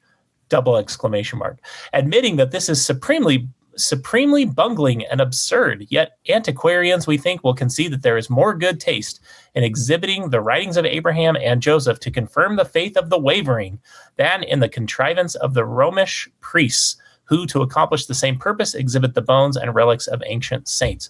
So you can see the literality of someone who was there, who had conversations with Joseph Smith, who saw these papyrus with his own eyes. It's just so interesting to me. Like, look at what he's saying, and even look at the way he's pitching it. Mm-hmm. We think that this is going to confirm the faith of the wavering, rather than, and when he's talking about Romish priests, he's talking about Catholicism, obviously, in rivalry with Catholicism. Like, here we have the blood of Jesus, or here we have the shroud, or, Mm-hmm. But then when you compare now what he's claiming to what Jasmin's claiming, is she's going to give you 4 different theories on why the Book of Abraham isn't technically impossible, why it hasn't been completely disproven. You can just see the contrast between them.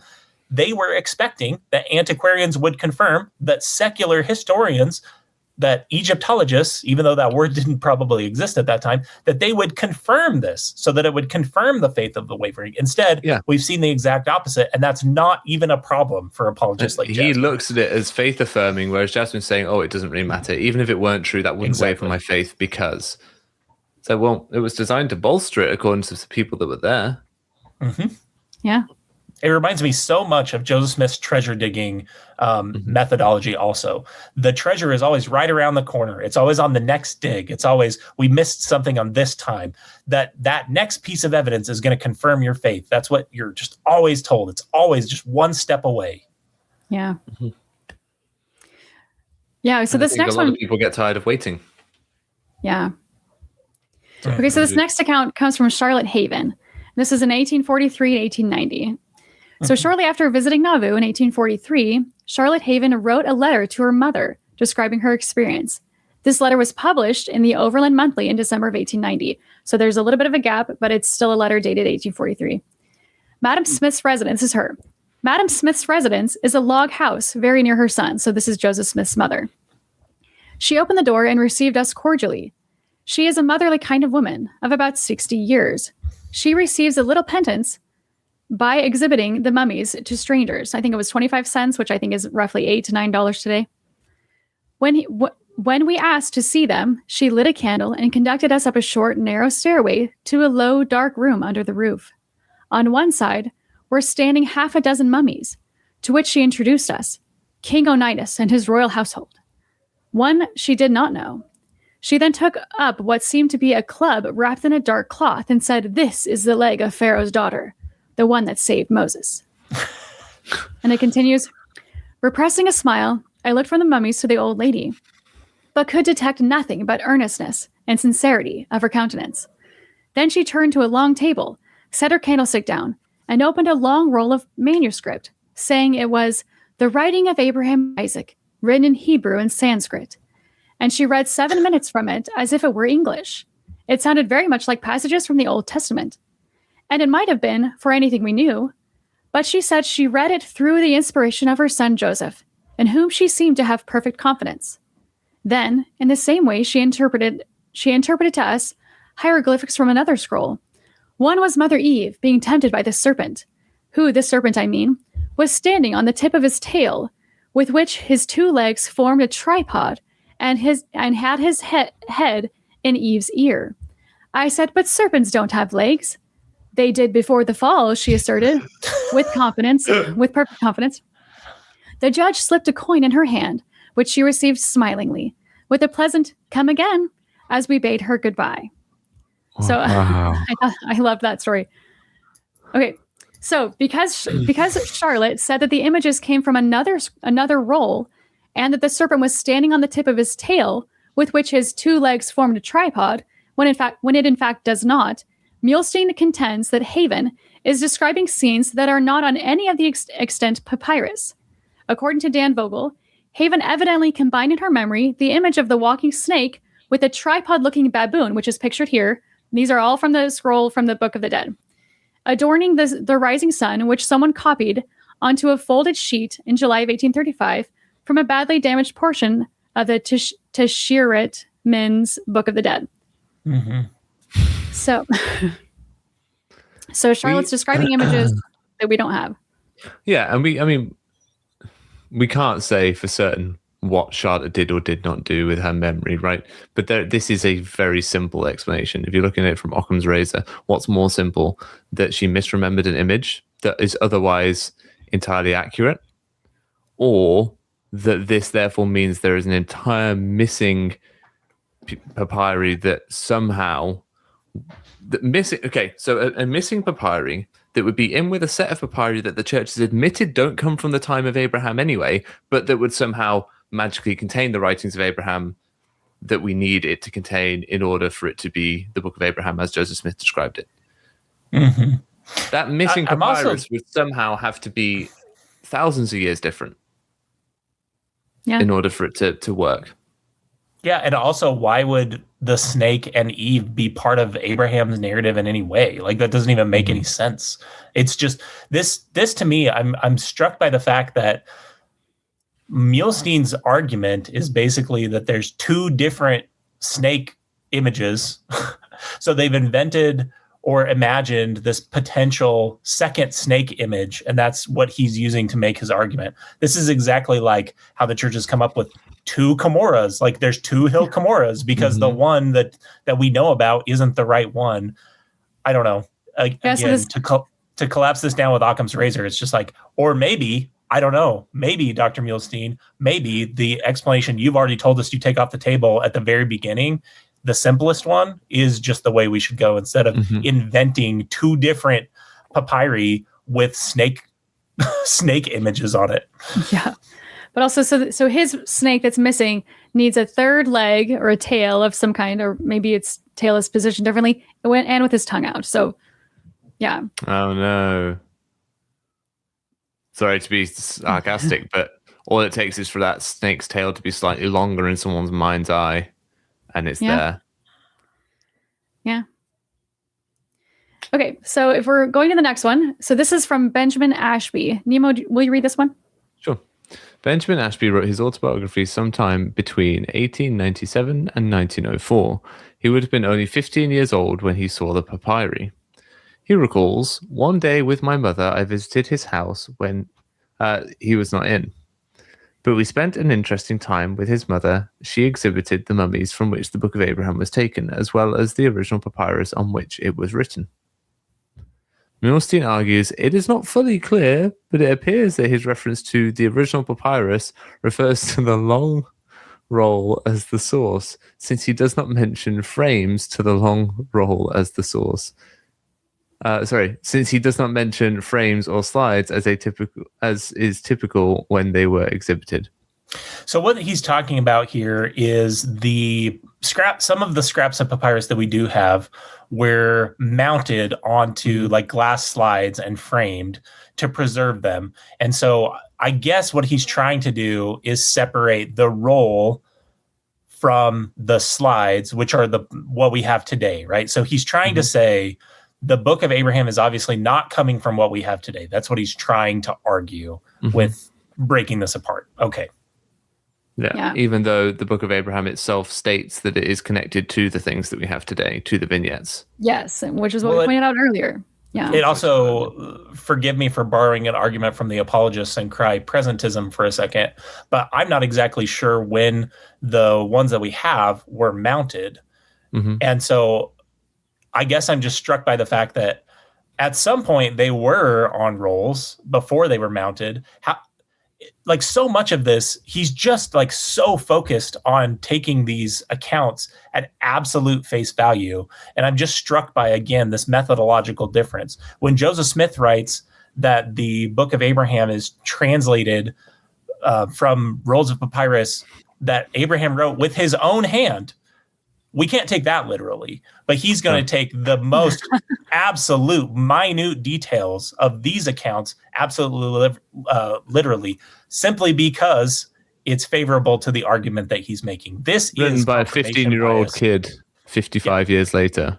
This is confirmation bias in full effect. Like you can see the methodological difference in full effect just through that example. Like when it's Joseph Smith's claims and what he's supposedly revealing from God, we're not going to take that literally. But when it's useful to my argument, I'm going to take these letters from people who are seeing these scrolls exhibited in when we were looking at Charlotte Haven's account, it's almost like a supernatural, otherworldly experience. They go up to the attic and they're seeing it all by candlelight. That we can take to the bank, and that we need to take absolutely literally. This is just, again, I can't believe anyone takes Kerry Muhlestein seriously, frankly. Yeah, that is an excellent point. That was really good. Okay, so for Benjamin Ashby, Dan Vogel concludes that Benjamin Ashby's statement is many decades later and is vague. Nothing in his statement can be reasonably constructed to mean, as Muhlestein represents, that Ashby seems to indicate that the long roll, rather than the mounted fragments, was the original source. Ashby is another non-witness. Yeah, these just seem so weak so far. I mean, I can understand a little bit about the snake ones with Charlotte and was it Appleby? Yeah. But like these other ones are just they are non-witnesses. Look, see, he mentioned papyrus. That must mean that my interpretation then of which papyrus we used in the Book of Abraham is true. So, okay, I guess, Kerry, if you want to go that way. Well, the reality is all of those accounts we just read, Appleby's, Charlotte Haven's, and the last one, to me, they could be used to reach either conclusion. So I can understand why Muhlestein's making the argument he is. It's because he needs to. He's already told you that, right? In that clip that we said, he needs to find some way for this to work. But they support Dan Vogel's interpretation just as equally. They're vague statements. Like it's as simple as that. Like if it can go either way, why would we presume Kerry Muhlestein's question begging? Yeah. I don't know. Yeah. Nemo, will you read this one? Yes, I will. Okay. Unnamed Observer, M. So we're off to a good start. We visited the mother of the prophet, a respectable-looking old lady, who has 4 mummies from exhibition, who, she says, were a king and queen, and their son and daughter, and gives the names of each. She produced a black-looking scroll, which she told us was papyrus, found upon the breast of the king, part of which the prophet had unrolled and read, and she had passed the deciphered sheets on the leaves of a book which she showed us.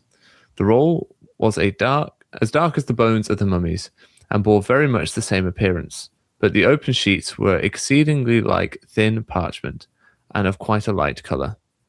There were birds, fishes, and fantastic-looking people interspersed amidst hieroglyphics, but the old lady explained the meaning of them all as Joseph had interpreted them to her.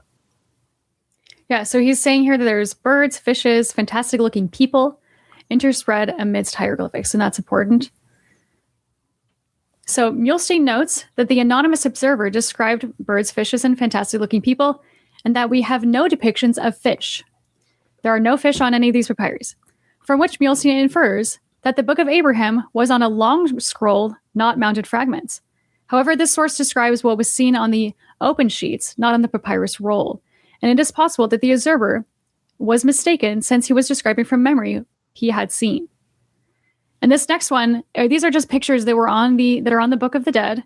Mm-hmm. There's birds. You've got falcon. You've got these snake kind of creatures. You've got this lion type thing in the corner. You have these two oxen, and there is a cart with a woman pushing it or guiding it.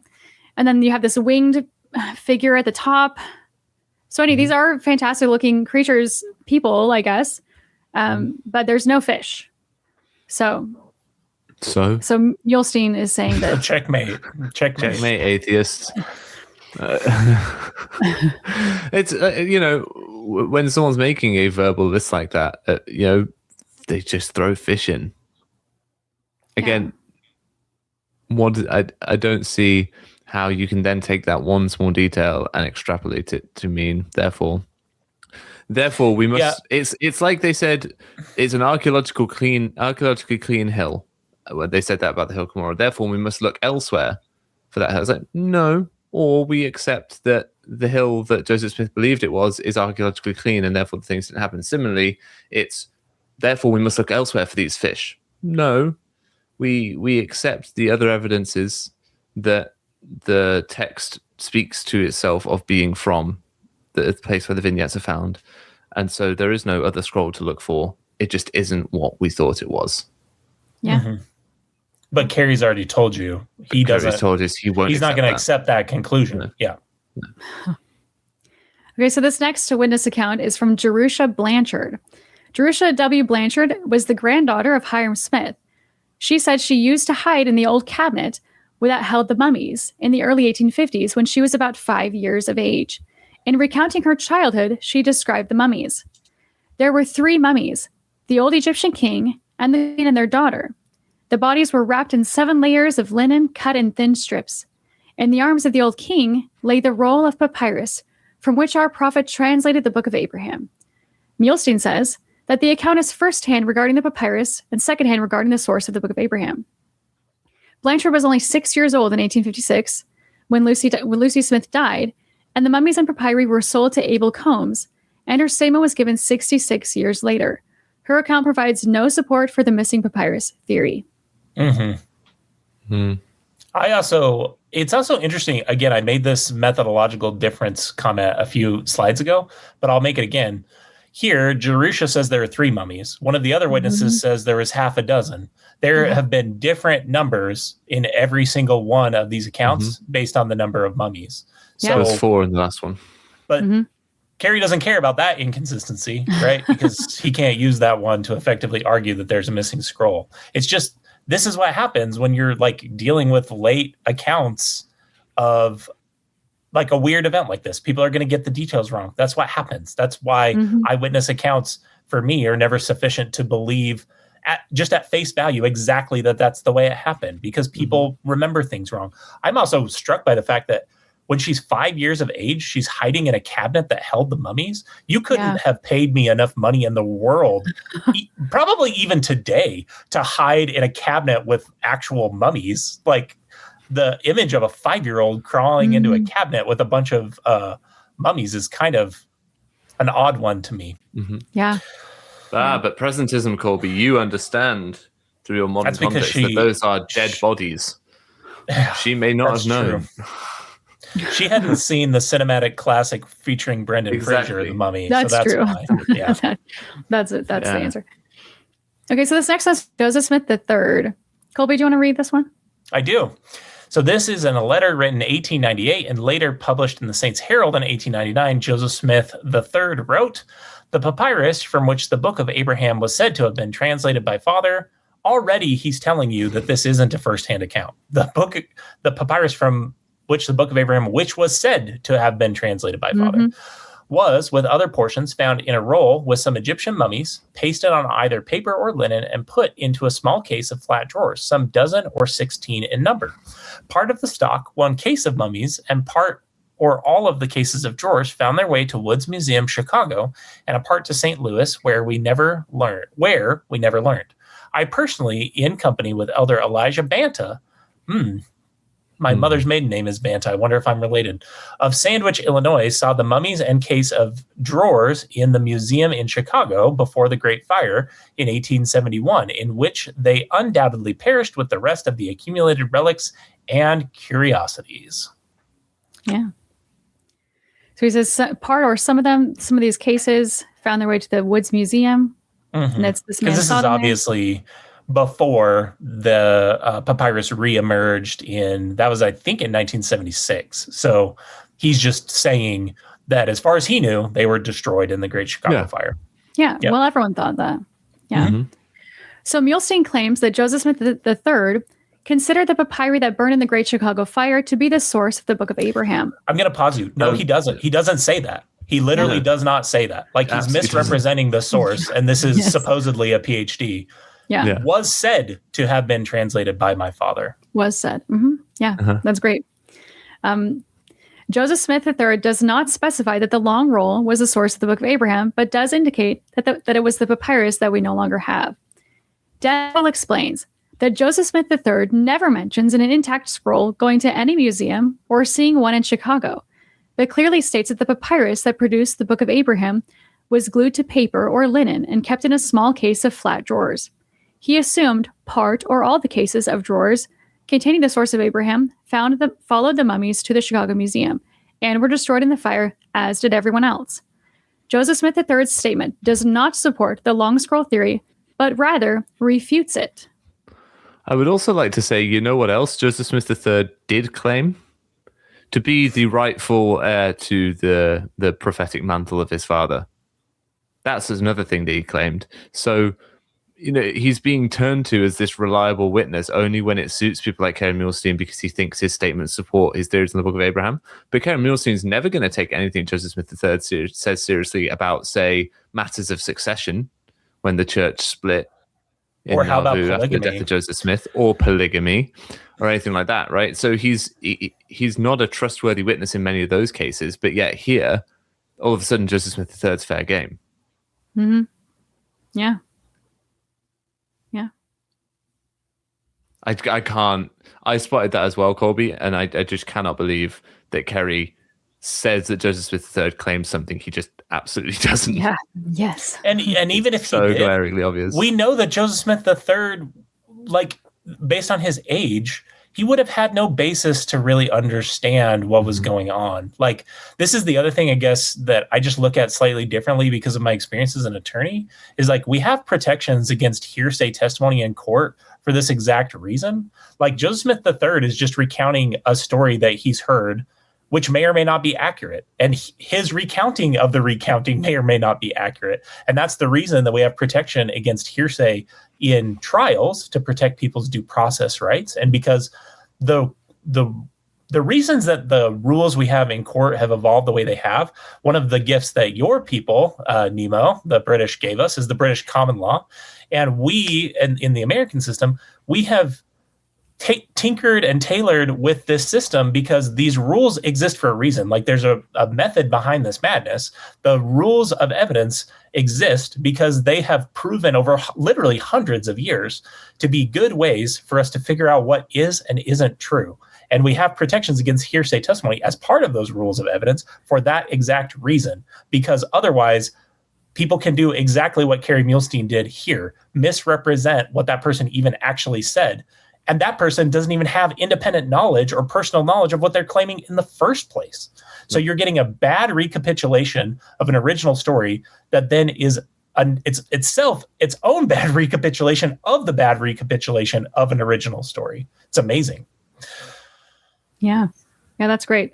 Okay, so this one, I feel like this leads really well into these next ones. And I think these ones are my favorite because I feel like these ones are the ones that really, to me, show that there could have been a long scroll But then Dan Vogel, of course, shows evidence that this is not the case. Colby, will you actually read this slide? I will. So this comes from Hugh Nibley, another source that John Gee has used to argue a long scroll or missing scroll theory in his 1992 Tragedy of Errors, comes from Hugh Nibley, the nephew of Joseph F. Smith. I didn't actually know that. In the summer of 1968, Dialogue, a journal of Mormon thought, an article by Nibley titled Phase 1, he published an article by Nibley titled Phase 1. In it, he writes, "We are told that the papyri were in beautiful condition when Joseph Smith got them, and that one of them, when unrolled on the floor, extended through 2 rooms of the mansion house. Those we have today are mounted on paper showing maps of the Kirtland area, but that suggests that the mounting took place only after the Kirtland period, when all thought of returning to Kirtland was given up and the precious maps had become waste paper." Yeah. So I've been to that's just a just so story. There's no real reason to believe that. Yeah. Well, I'm not even talking about that part. I'm talking about that suggests that the mounting took place only after the Kirtland period. We don't know that. Yeah, that's true. Yeah. Yeah. So there's several indications that this is not a direct source, and he's saying, which he isn't. And then just the idea of it being unrolled and going through 2 rooms. I feel like this is probably the best quote to use because the other ones aren't really talking about the length of it. This one is specifically discussing the length. Mm-hmm. So, however, what John Gee fails to point out is that earlier, Hugh Nibley leaves out this critical detail of it extending to the 2 rooms. In the Improvement Era, published in March of 1968, some 4 months before his Dialogue article, Nibley published an article titled A New Look at the Pearl of Great Price.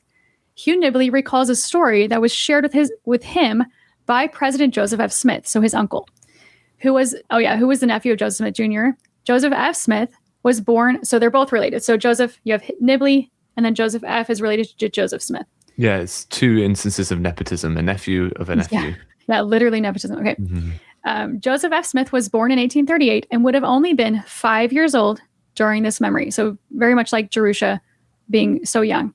So he says, President Smith, as Elder Nibley recalled with his remarkable memory, recalled with tears the familiar sight of Uncle Joseph kneeling on the floor of the front room with the Egyptian manuscripts spread all around him, weighed down by rocks and books, as with intense concentration, he would study a line of characters, jotting down an impression in a little notebook as he went. So this one, 4 months earlier, leaves off the length. Mm-hmm. What were you going to say?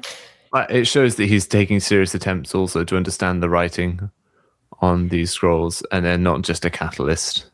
That's a really good point, too.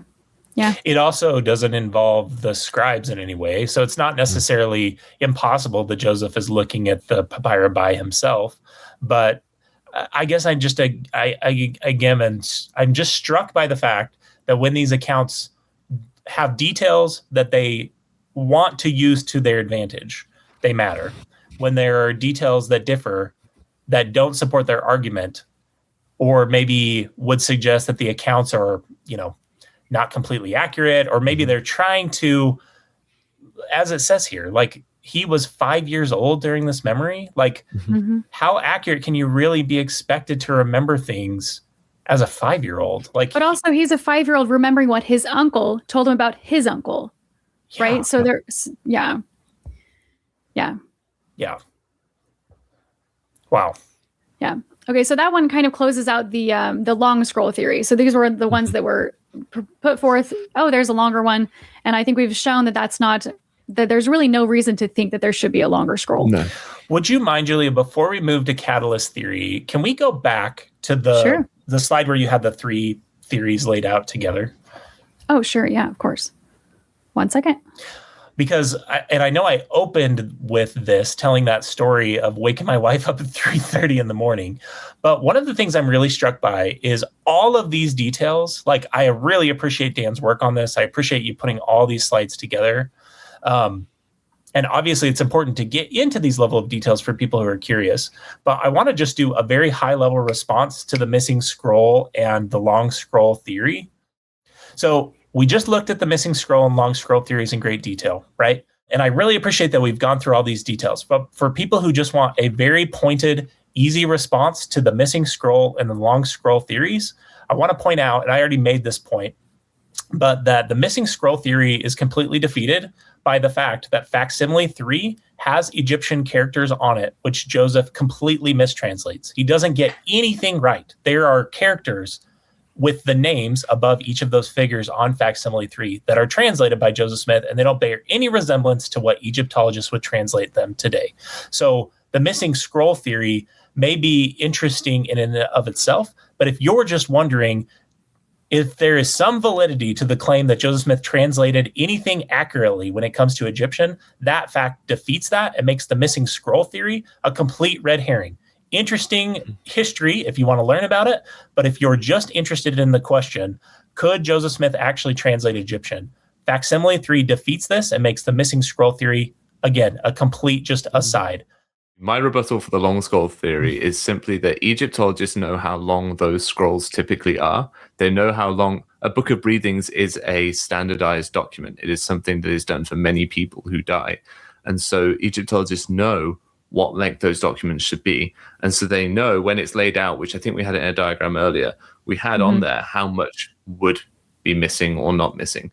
And to take us back to our information density, there is no amount of scroll that could be missing that would contain enough information to have the Book of Abraham within it, which means we have to look to what's there, and what's there isn't what Joseph Smith said it was. Yes, and to believe the long scroll theory has any validity, you have to buy this original idea that you can have the Book of Abraham either amended onto the back, appended onto the back, or in the middle of the Book of Breathings, which itself I think is just kind of patently ridiculous. And that I think is a defeater also of the long scroll theory, in addition to those details, Nemo. But you have to be willing to accept the idea that the Book of Abraham, a first-person narrative that, again, building on the ideas of Dr. John Lundwall, isn't a form of record-keeping that existed in that time period in which Abraham existed, would have been appended onto the back of this Book of Breathings that relates to an entirely different person's faith tradition, which is co-opted by Joseph Smith's work. And just to jump the shark for a second while we're here looking at the catalyst theory, again, it's really simply rebutted by the fact that if we look at that facsimile that's on screen right now, or we look at the hypocephalus, Joseph made clear attempts to provide labels to the figures that appear on those images, to label those images, and he labels them all incorrectly. So therefore, because the text is connected to the facsimiles, Joseph Smith did translate in the meaning that we all would understand that word to mean those figures and those images incorrectly. So I agree. So let's go back to the details on the catalyst. Yeah, sure. I'll just say, again, what we just covered with the long scroll theory, none of these eyewitness accounts that are put forth by John Gee or Kerry Muhlestein hold up at all for us to suggest that there would have been a long scroll. Yeah, they're arguing that it's possible. And I would acknowledge that there's some discrepancies in those accounts. And so, yes, it's possible that there was a long scroll or there was a missing scroll. Possible isn't plausible, and it definitely isn't what is most likely. So if you're interested in thinking critically and reaching the conclusion that is most likely, they haven't offered any evidence that even gets close to that. I feel like even saying, oh, it may be technically possible is already conceding maybe a little bit too much based on looking at those accounts in detail. But it's also just worth noting the epistemological difference. That doesn't do anything. Establishing that it's not technically impossible isn't evidence for it. Yeah, that's true. Okay, so now we're going to the catalyst theory. And that's one approach to take. Another approach is the catalyst theory that we believe Joseph Smith was a prophet. He received revelation from God. And so maybe this Egyptian papyri inspired a legitimate, authentic revelation of an ancient text, even if it didn't match what was on the papyri. And then you might have a secular perspective that says Joseph Smith just made this up. Could we hear that one more time? Because I want to get that sentence right.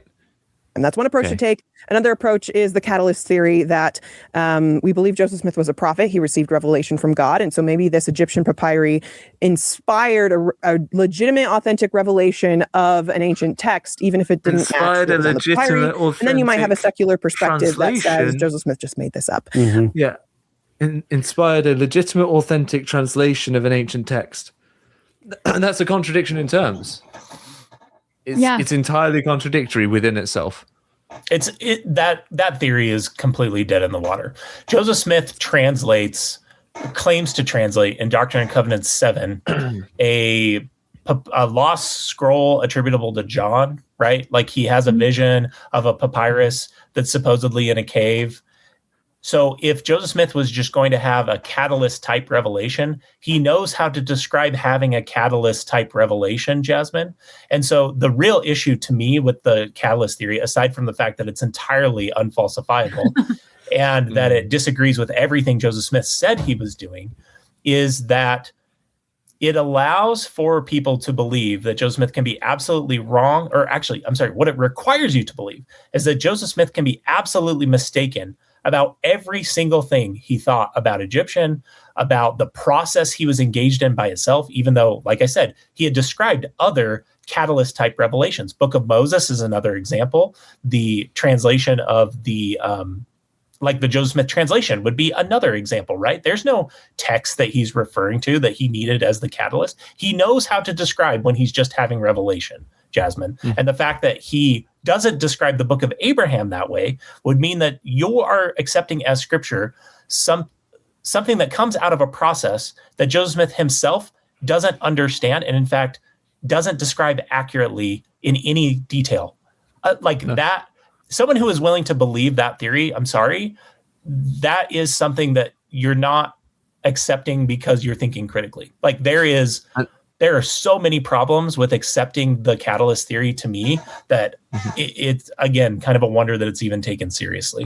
And I think we need to really sit in the fact that there is now a penchant amongst apologists to selectively believe Joseph Smith, the prophet of the Restoration, to just selectively believe him. When he says that hill near his house where he found the gold plates is the scene of Moroni's last stand and all that stuff, no, actually, we don't believe him on that. He was probably wrong. Okay, so then why was he right about what he claimed the Book of Mormon to be?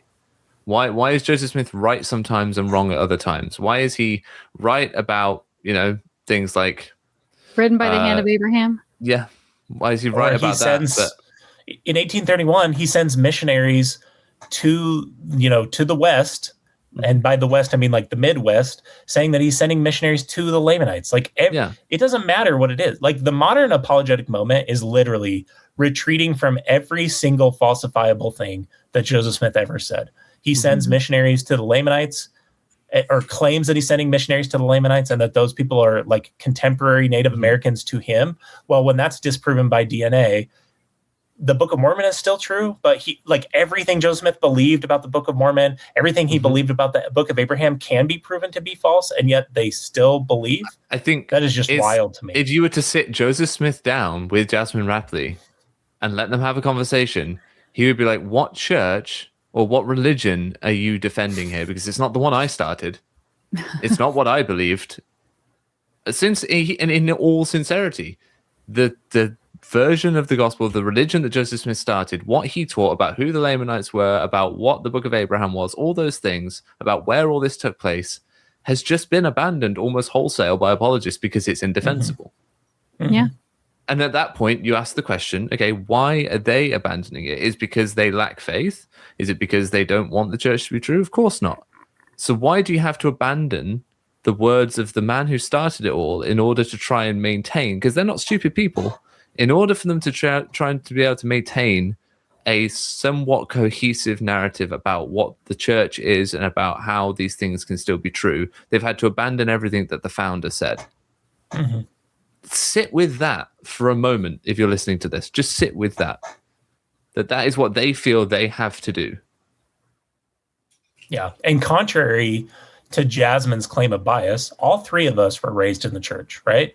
We had every bias to continue believing Joseph Smith, to continue to believe like Jasmine does. This allegation of bias on especially ex-Mormon critics is just wild to me. I had every bias to believe and reach the exact opposite conclusion. I had to overcome that bias to see the situation differently. And yet apologists like Jasmine point to ex-Mormons and say like, well, they have so much bias against Joseph. I had bias in favor of Joseph. I literally served a mission because my best friend at his mission farewell, said, "It all comes down to whether or not you think Joseph Smith is a liar." Because in that phase of my life, I was questioning my testimony. And while I was questioning my testimony, you know what my brain couldn't allow me to do? Believe that Joseph Smith was a liar. I had an emotional, really overpowering spiritual experience because of the bias and the feelings that I had been raised to believe about Joseph Smith from the time I was a little kid. And I'm sure both of you were in the same exact boat. Mm-hmm. So the fact that people leave this faith and come to reconsider their conclusions about Joseph Smith isn't an indication of bias. It's exactly the opposite. Like, we overcame the bias to reach the conclusions we did. Dan Vogel's the same way. He's an ex-Mormon. He had every bias to continue believing in the system until it just didn't make sense to him anymore. But in the way that apologists do, bias doesn't mean what we all think it means. Bias just means that you have an opinion that I disagree with. That's kind of what bias means to them, because I don't think Jasmin would recognize Kerry Muhlestein's statement as bias. I mean, feel free if she wants to come in the comments and correct me on that. I don't think she'd be willing to admit openly that, yeah, okay, Kerry Muhlestein clearly has some bias here, so we can't view him as an unbiased actor in this discussion. I don't think she would recognize that bias, but she can prove me wrong if she'd like. Yeah. So going back to the catalyst theory, I think one of the simplest ways is to just look at the facsimiles that are attached to the text itself. And we've already talked about this, but it's worth saying again that, like, if it was a catalyst, then why is he specifically translating portions that are on the scroll? Or why spend the equivalent of $90,000 of other people's money? If all he needed was to see the papyrus as a catalyst to generate this revelation, why spend the $90,000 of the saints' money on the papyrus? Because the members raised the money, didn't they? Yeah. Yes. Well, hang on. I'm going to push back for 1 second, because in the Book of Mormon, with the gold plates, Joseph Smith did not use the gold plates during the translation. They were often not in the room or covered during his rock in the hat moment. So then people could ask, why did all these people go through all this effort to keep and pass them down and hide them in a hill for Joseph Smith to not use them? Because people needed it for faith. Sorry. Yeah. No, you go. Well, I was going to say, cynically speaking, and I'm going to be open about the fact that I'm being cynical here. Cynically speaking, Joseph Smith needed a really strong example really early on in the book that he was going to build his religion around, even though he didn't quote from it much.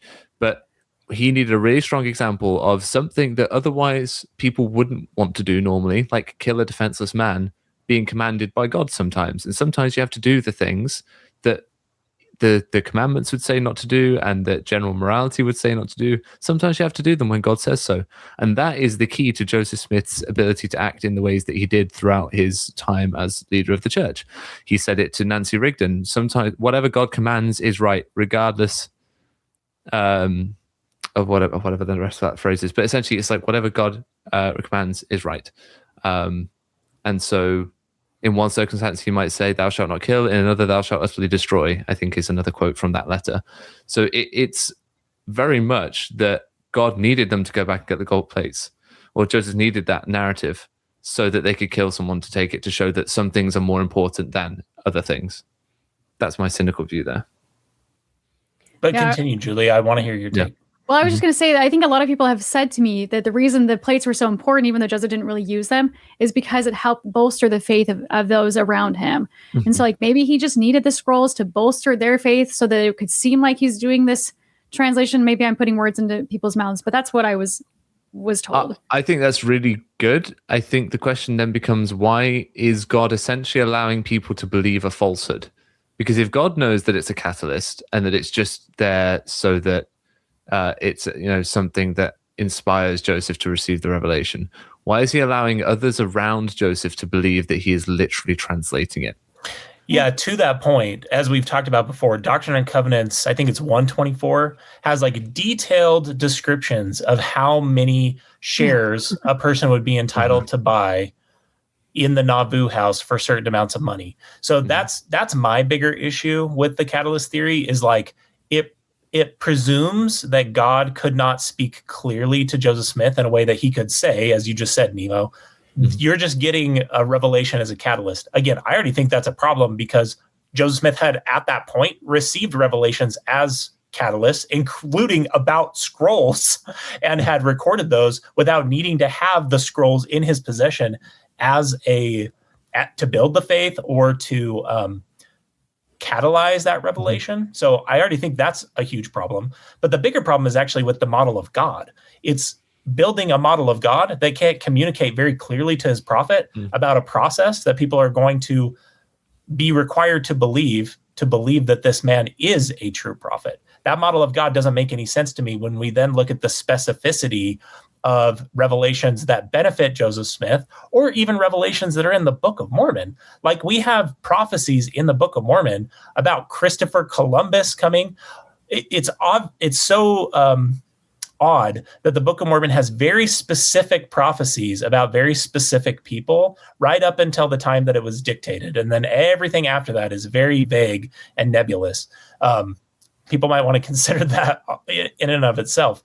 But my point is just, God is hyper specific, except when it's a problem for Joseph Smith. Then, like, oh, God does the best he can with what he is. He was revealing to Joseph. He just didn't bother to explain to Joseph the process. The fact that this was a catalyst, I'm sorry, that's just ridiculous. I'm not going to believe that. Why would I believe that God can communicate to his prophet only when it hasn't been challenged by like actual secular authorities? Like I said, the modern apologetic moment is retreating from every falsifiable thing Joseph Smith ever said. The problem is that Joseph Smith actually said a lot of falsifiable things. Yeah. So this next section, so I referenced earlier in this episode or Jasmin seemed to say that former Mormons will say that this is not a translation of the Book of Abraham, or it's not a true translation. It's not just former members who are saying that. And I have a quote here from Robin Scott Jensen. He is Associate Managing Historian and the Project Archivist for the Joseph Smith Papers, and is a member of the Church History Department Educational Board. In his episode on LDS Perspectives, he stated, "It could be that Joseph Smith assumed that he was translating from the papyri when he was not, in fact, translating from the papyri." Okay, and then I'm going to add on to I know I'm just underscoring the point I just made, and that God didn't bother to correct him. That's the real issue. Yeah, for sure. Think about how many people cite the Book of Abraham as the reason they have lost their testimony in Mormonism. I would say it is probably one of the biggest reasons that people leave for historical problems, for historicity problems. Even just if you look at it from that lens, why would God not correct Joseph Smith? Because the whole underpinning is that you have a testimony of, one of the questions I think is, do you have a testimony of the restoration of the gospel of Jesus Christ, right? And the restoration is essentially Joseph Smith bringing about gospel principles, etc., things that are found in the Book of Abraham, for example, to Jasmin's earlier point that it doesn't really lose anything. It absolutely does. So all this is based on believing the words of Joseph Smith. This is having a testimony of his words. It's having faith in the claims that Joseph Smith made. And so I think what happens, one of the reasons the Book of Abraham is so big for people is because it's just a very clear example of where Joseph Smith claimed something, i.e. these figures mean this, and it is irrefutable that they don't mean what he said they meant. That the characters, that the facsimiles, those things aren't what Joseph Smith said they were. And if that thing isn't what Joseph Smith said it was, it creates that opening for doubt in the other things that Joseph Smith claimed. Yeah. I think simply put, that's why it's such a big deal for people. Yeah. So there's another quote that I have that I've pulled that's from Terryl Givens, and that actually reflects a lot on our language density episode. Colby, do you mind reading this slide? I do not. Givens says that prophet misunderstanding and prophetic inspiration may coexist in the same person, even at the same moment. Givens even admits, as we talked about in our language density episode, a pre-Champollion belief that hieroglyphics carried multi-layered esoteric meanings available only to prophets, priests, and kings. Chief among the proponents of this metaphysical school of interpretation was 17th century Jesuit scholar Athanasius Kircher, who produced 3 volumes of translations titled Oedipus Egypticus, described by historian Frank Manuel as one of the most learned monstrosities of all time. Yeah. So the first quote, the prophet misunderstanding and prophetic inspiration may coexist. which I think is super interesting. Which they may, sure, but it's not too much to expect that there is some mechanism by which we can understand which is happening, right? And why this is what frustrates me about someone like Terryl Givens, is he'll say, okay, yeah, no, Joseph Smith could have been wrong. Cool. But we're then never allowed to follow the logical conclusion of what that statement brings about, which, okay, Joseph Smith was wrong about the Book of Abraham, but he can still be an inspired prophet. Okay, but now can we at least focus on what it means if he was wrong about the Book of Abraham? No. We just have to accept that that's possible and then move on to the fact that he was prophetically inspired. Okay, fine, but we never get to address the problem. We at least get to admit that it could be possible that they get stuff wrong, but then never get to explore the ramifications of that. Yeah. And I did like this, the pre-Champollion belief that the hieroglyphics carried multiple layer esoteric meanings available only to prophets, priests, and kings. And that's really reflective of what was happening. Well, and can I share my screen for a second, Julia? Absolutely. So while we're talking about Terryl Givens and his opinion on this issue of prophets being able to be inspired and yet misunderstand at the same time, this is a series of slides from an episode I did with Radio Free Mormon on the Book of Abraham, I don't know, a year and a half ago, probably. And these are just entries from Joseph Smith's journal in 1835 when he's actually translating. And I'm only providing this to show the reality of what Joseph Smith thought he was doing in his own journal. Okay. So 25th of November, spent the day in translating. 26th of November, we spent the day in transcribing Egyptian characters from the papyrus.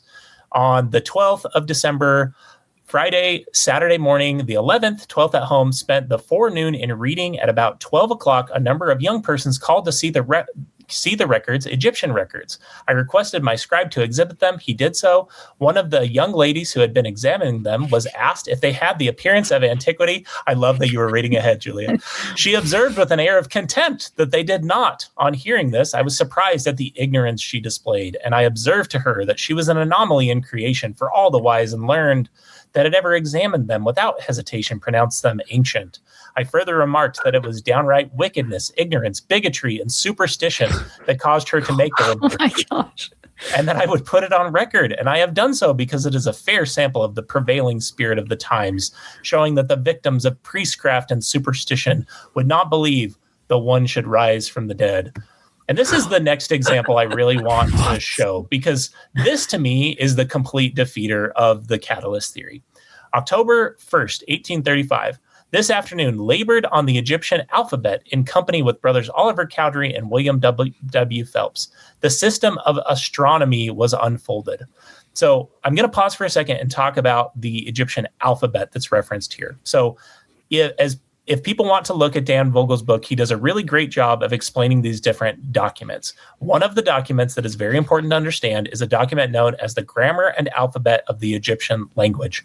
And what it has is what I've got over here it's similar to what I have over here on the left-hand side of the screen, where you have Egyptian characters or characters from the papyrus with transcriptions and then translations written on the right-hand side of the screen. Like the characters are in the margins and the translation is written over to the right-hand side. I would definitely encourage people to go look at this Egyptian alphabet.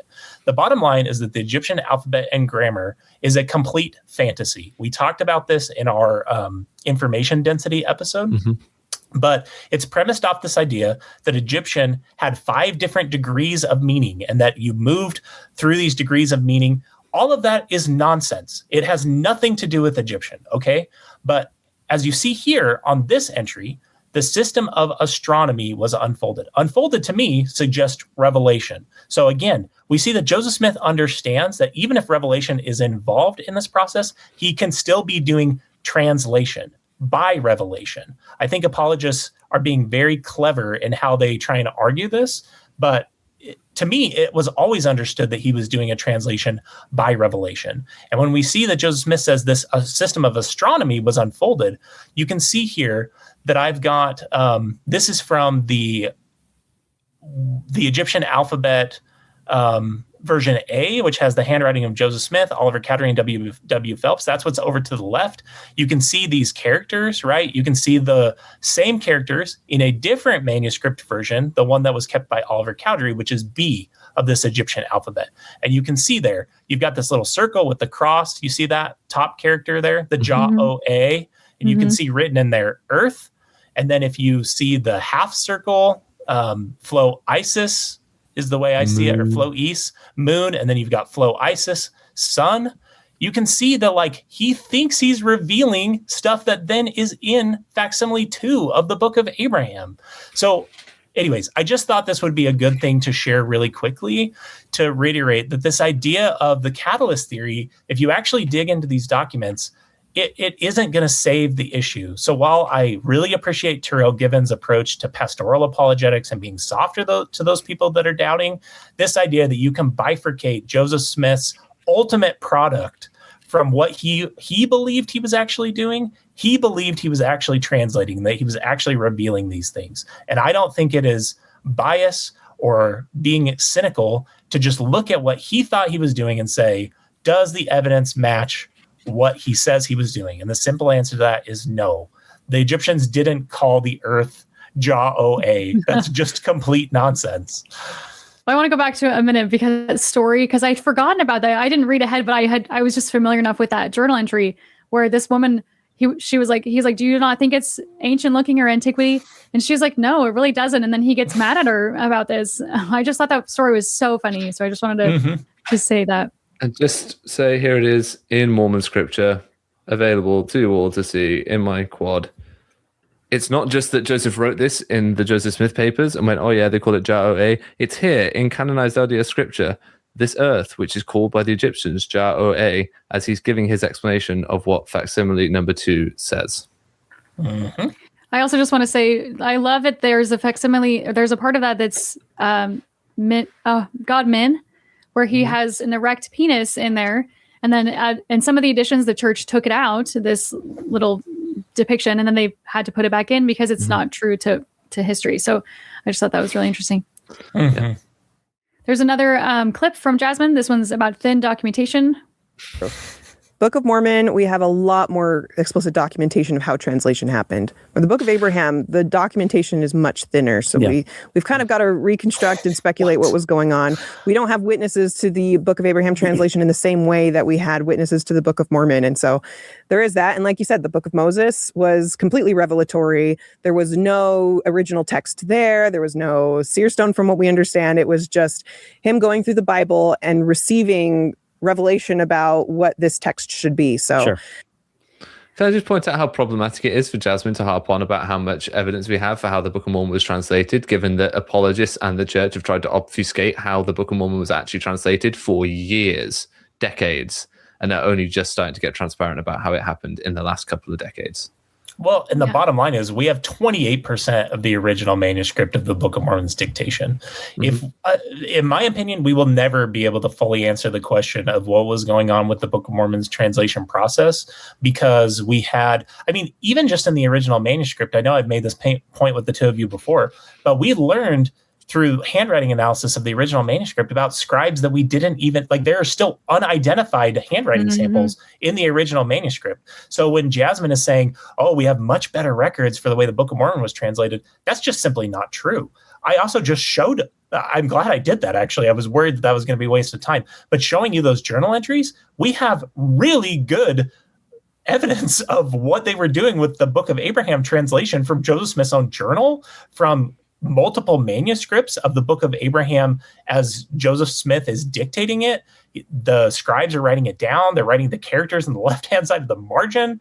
Then we have the grammar and alphabet of the Egyptian language, which is a slightly different document. But to say we don't have very good evidence of what was going on with the Book of Abraham translation, and that we have better evidence of what was going on with the Book of Mormon translation, is just patently not true. Like, all you have to do is go look at the evidence. We have much better evidence for what was going on with the Book of Abraham translation, which is one of the huge problems for the Book of Abraham, by the way, Jasmin. You just like the fact that after the fact, we have a lot of testimonies from people about how the Book of Mormon was translated. Those are not the same thing. The best evidence of what Book of Mormon translation would look like is the original manuscript and comparing the original manuscript to the printer's manuscript. But the bottom line is we don't have it. We have 28% of it.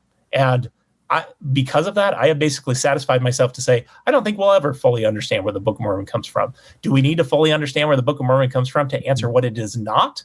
No, we don't. And I think she plays around in the language there by saying we don't have witnesses in the same way, right? So then she can kind of say, oh, right, well, because we have these specific types of witnesses of people that write out a witness statement and testify to it, etc. But that sort of witness testimony is one, unreliable, and two, we've done entire episodes on the problems with those witness testimonies that people should go and listen to. But including one of the ones I'll point to, because one of the people she probably has in mind is Emma Smith.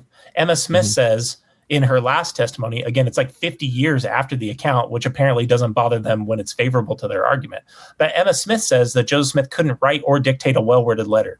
We did an entire episode looking at Joseph Smith's letters to prove that Emma Smith is either mistaken or lying. I don't know which, and I don't need to die on the hill. I'll accept mistaken, that she was mistaken about Joseph Smith's writing capabilities.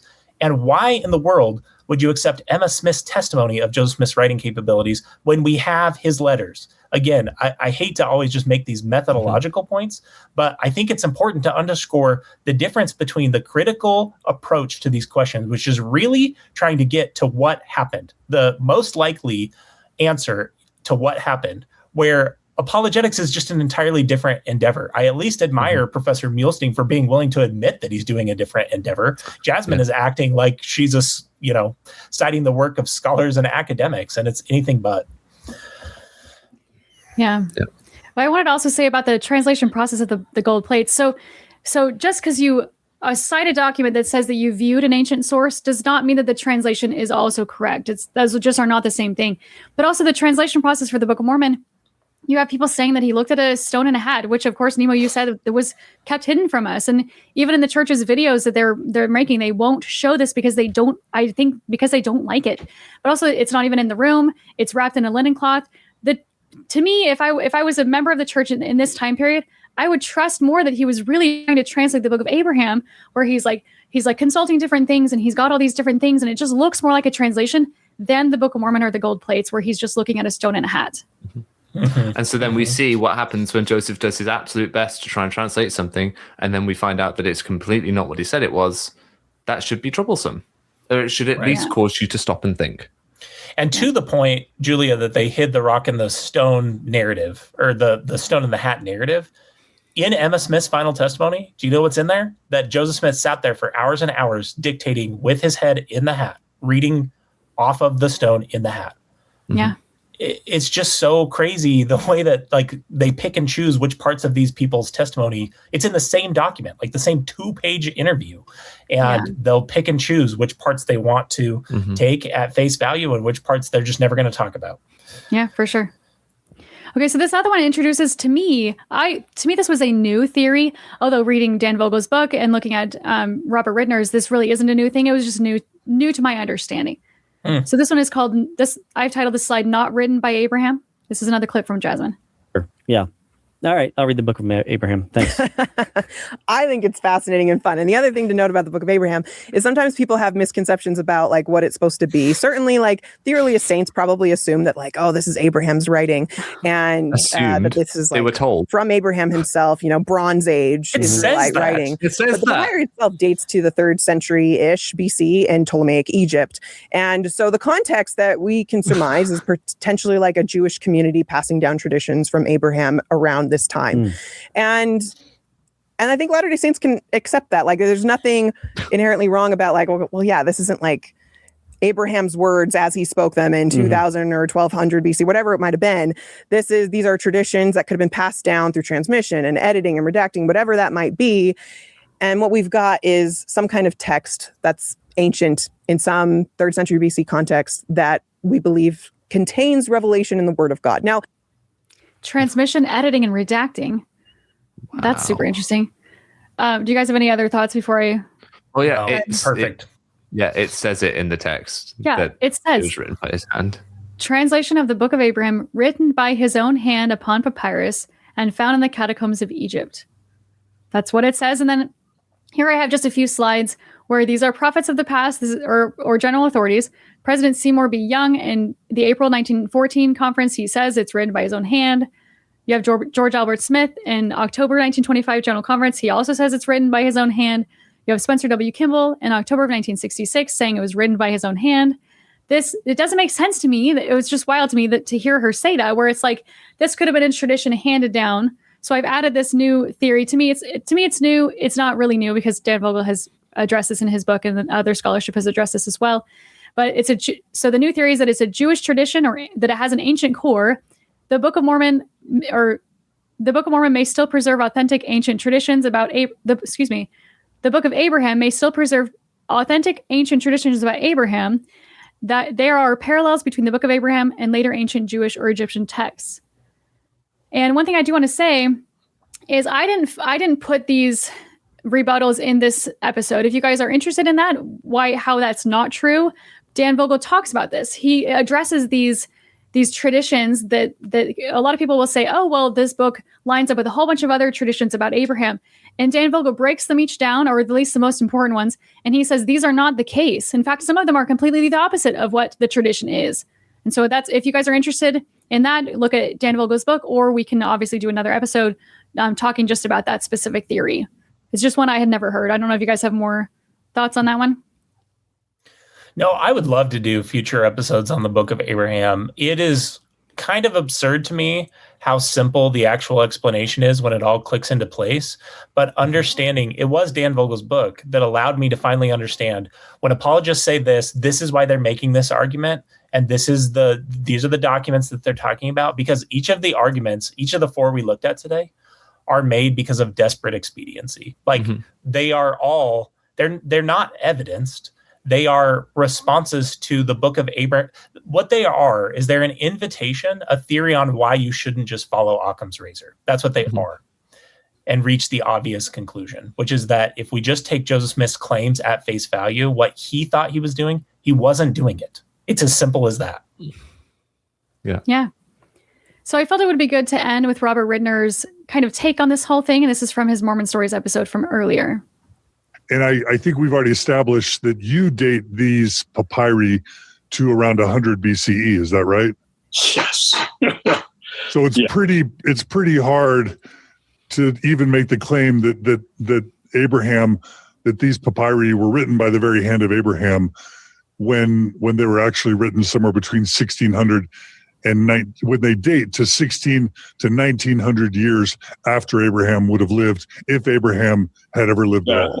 That is so certainly true that even the apologists recognize that, and that's why they've had to say, well, okay, the original was written, but this is a copy. Okay. But there is not a chance whatsoever that text could, that script it's written in did not even exist at the time of the Hyksos. They didn't even have those shapes of squiggles. So we can be 100% certain that it could not, under any circumstances, have been written at the time of whenever you want to make Abraham, assuming you want to make an Abraham at all. The other because the language. Yeah. It's such a great episode. So I just have a couple more. So clear. Yeah. Yeah. It's just not possible. The timelines do not add up, and the church admits it. It's not just apologists that admit it, the church does officially. The other thing I would point to is if we want to buy this, it's a copy of a copy of a copy theory. If we were actually looking for evidence that would support Jasmin's theory, the one that was in the clip that you played, we would expect to find at least one other copy. Just one other fragment of Abraham being incorporated into a story. Now, I know they point to one very particular papyrus. I know John Gee has pointed to one very particular papyrus that has Abraham's name on a lion couch scene. But if you look into the details of that papyrus, I think it's called the Leiden papyrus. It isn't anything close to the Book of Abraham. It isn't a hit for what they're talking about. It's using Abraham's name in a type of love spell, along with other like significant biblical figures and deities from other religions. It doesn't have anything to do with the Book of Abraham. So again, I'm willing to say maybe on that, last theory that we just talked about, Julia, but the time to actually put any type of credence in something is when there's evidence to support it. And the fact that it's possible means that we should then start looking to find any type of papyrus that would support that view. And there isn't any that has been pointed to beyond the one that doesn't support that view today. Yeah. And so in closing, I just wanted to throw up this facsimile one. And of course, we could have chosen the other facsimiles as well. But this is one Ritner was over in that episode where these are Joseph Smith's translations. I don't know if we need to go through all of them. Mm-hmm. And then this is what Joseph Smith thought the facsimile looked like, because some of it was just damaged. And then this is a reconstruction of facsimile one, what it should have looked like. I do want to speak to just one of the facsimiles, if you'll go back one of the translations, one of the figures. So number 4, the altar first sacrificed by the adulterous priest standing before the gods of Elkanah, Libnah, Mamakra, Korash, and Pharaoh. All of that is nonsense. There are no Egyptian deities with any of these names. So when apologists want to offer these theories that we've been talking about today, this is why I say all of this stuff is a red herring. At a fundamental level, Joseph Smith had no idea what he was talking about when it comes to this Egyptian stuff. There is no idolatrous god of Korash. The only one I've heard a potential hit for is Elkanah, and they try and link Elkanah with the god El, which weirdly then also evolves into the idea of Elohim. Like it just is a very weird thing that none of these there are those canopic jars underneath the tape, underneath the lion couch, have specific names. None of those specific names are the names that Joseph Smith gives for them, right? They're Anubis and Horus and the shapes of the animals. Yeah, for sure. Yeah, and then just this last one is just what the Egyptologists, or specifically Robert Ritner, he went through all those with John DeLynn in that episode where they talk about what do these actually mean. So the spirit of Hor, you have Anubis, you have Hor himself, you have the lion couch, which is just a regular couch. And also he points out that they didn't actually sacrifice people. That's not something that they did. And so he's saying that number 4 would not be true at all. Mm-hmm. And then the canopic jars at the bottom, and then the god of Sobek, this alligator, the libation table, and then the circa. To Colby's point, just to make it really, really clear, no matter how you believe Joseph Smith created or received or whatever it might have been, the language that forms the Book of Abraham, what is in the Book of Abraham is facsimiles that contain known Egyptian symbols. Joseph Smith did not correctly name those symbols. And if God was revealing it to him, then he should have. If he was able to properly translate Egyptian, then he should have. But he didn't, which means that what was on the papyrus in front of him that he was working from wasn't correctly identified by him. It is that simple. Mm-hmm. Yeah, with the presence of these facsimiles, I'm trying hard to understand where the catalyst theory would play in, because it doesn't make any sense to me. I don't see how they make that work. They don't even try it. You have to remember what apologetics is. Apologetics is trying to keep people who already believe from leaving the conclusion they've already reached. So they don't have to get into the details, because the audience isn't really interested in those things until they land here, where on the LDS discussion series, we look at the details and we do try and give as objective as a view on these questions as we can. I will take us out of here in just a moment, unless there's anything else. No, I don't think so. Okay. Do both of you want to point people to where they can find and support you and the rest of your work? And then I will take us out of here. After you, Julia. Sure. I'm Julia Sanders. I run Analyzing Mormonism on pretty much every platform. I just try to look at the church's, the historical documents from the church. And yeah. I run Nemo the Mormon. I'm mainly focused on the words of current church leaders, how honest they're being with us, and just how consistent the leadership of the church are with the teachings of Jesus Christ. that's what I do. You can find me at Nemo the Mormon on any social media platform you can imagine, apart from, say it with me, MySpace. I'm not on MySpace. And that's ironic because you can only find me on MySpace. No, I'm Colby Reddish. If you are interested in kind of conversations where we talk about these methodological differences between believers and non-believers, you can go to my YouTube channel called Let's Disagree, and other interesting conversations with me, the original rando on the internet. So I will close as we opened with a reminder about the purpose of the LDS Discussions series. And thank you to Julia and Nemo for being part of today's episode. This series is an attempt to discuss Mormon truth claims based on evidence and look at them as objectively as possible. It began with the work of Mike and his website, ldsdiscussions.com, which still has a lot of great resources if people want to look at that since Mike has retired. Of course, this series, many times throughout today's episode, we referenced episodes we've done recently, and we have forthcoming episodes that we're excited to share with you. This series, because of that, is best consumed sequentially, so please look for the rest of the playlist if you just have stumbled onto today's episode.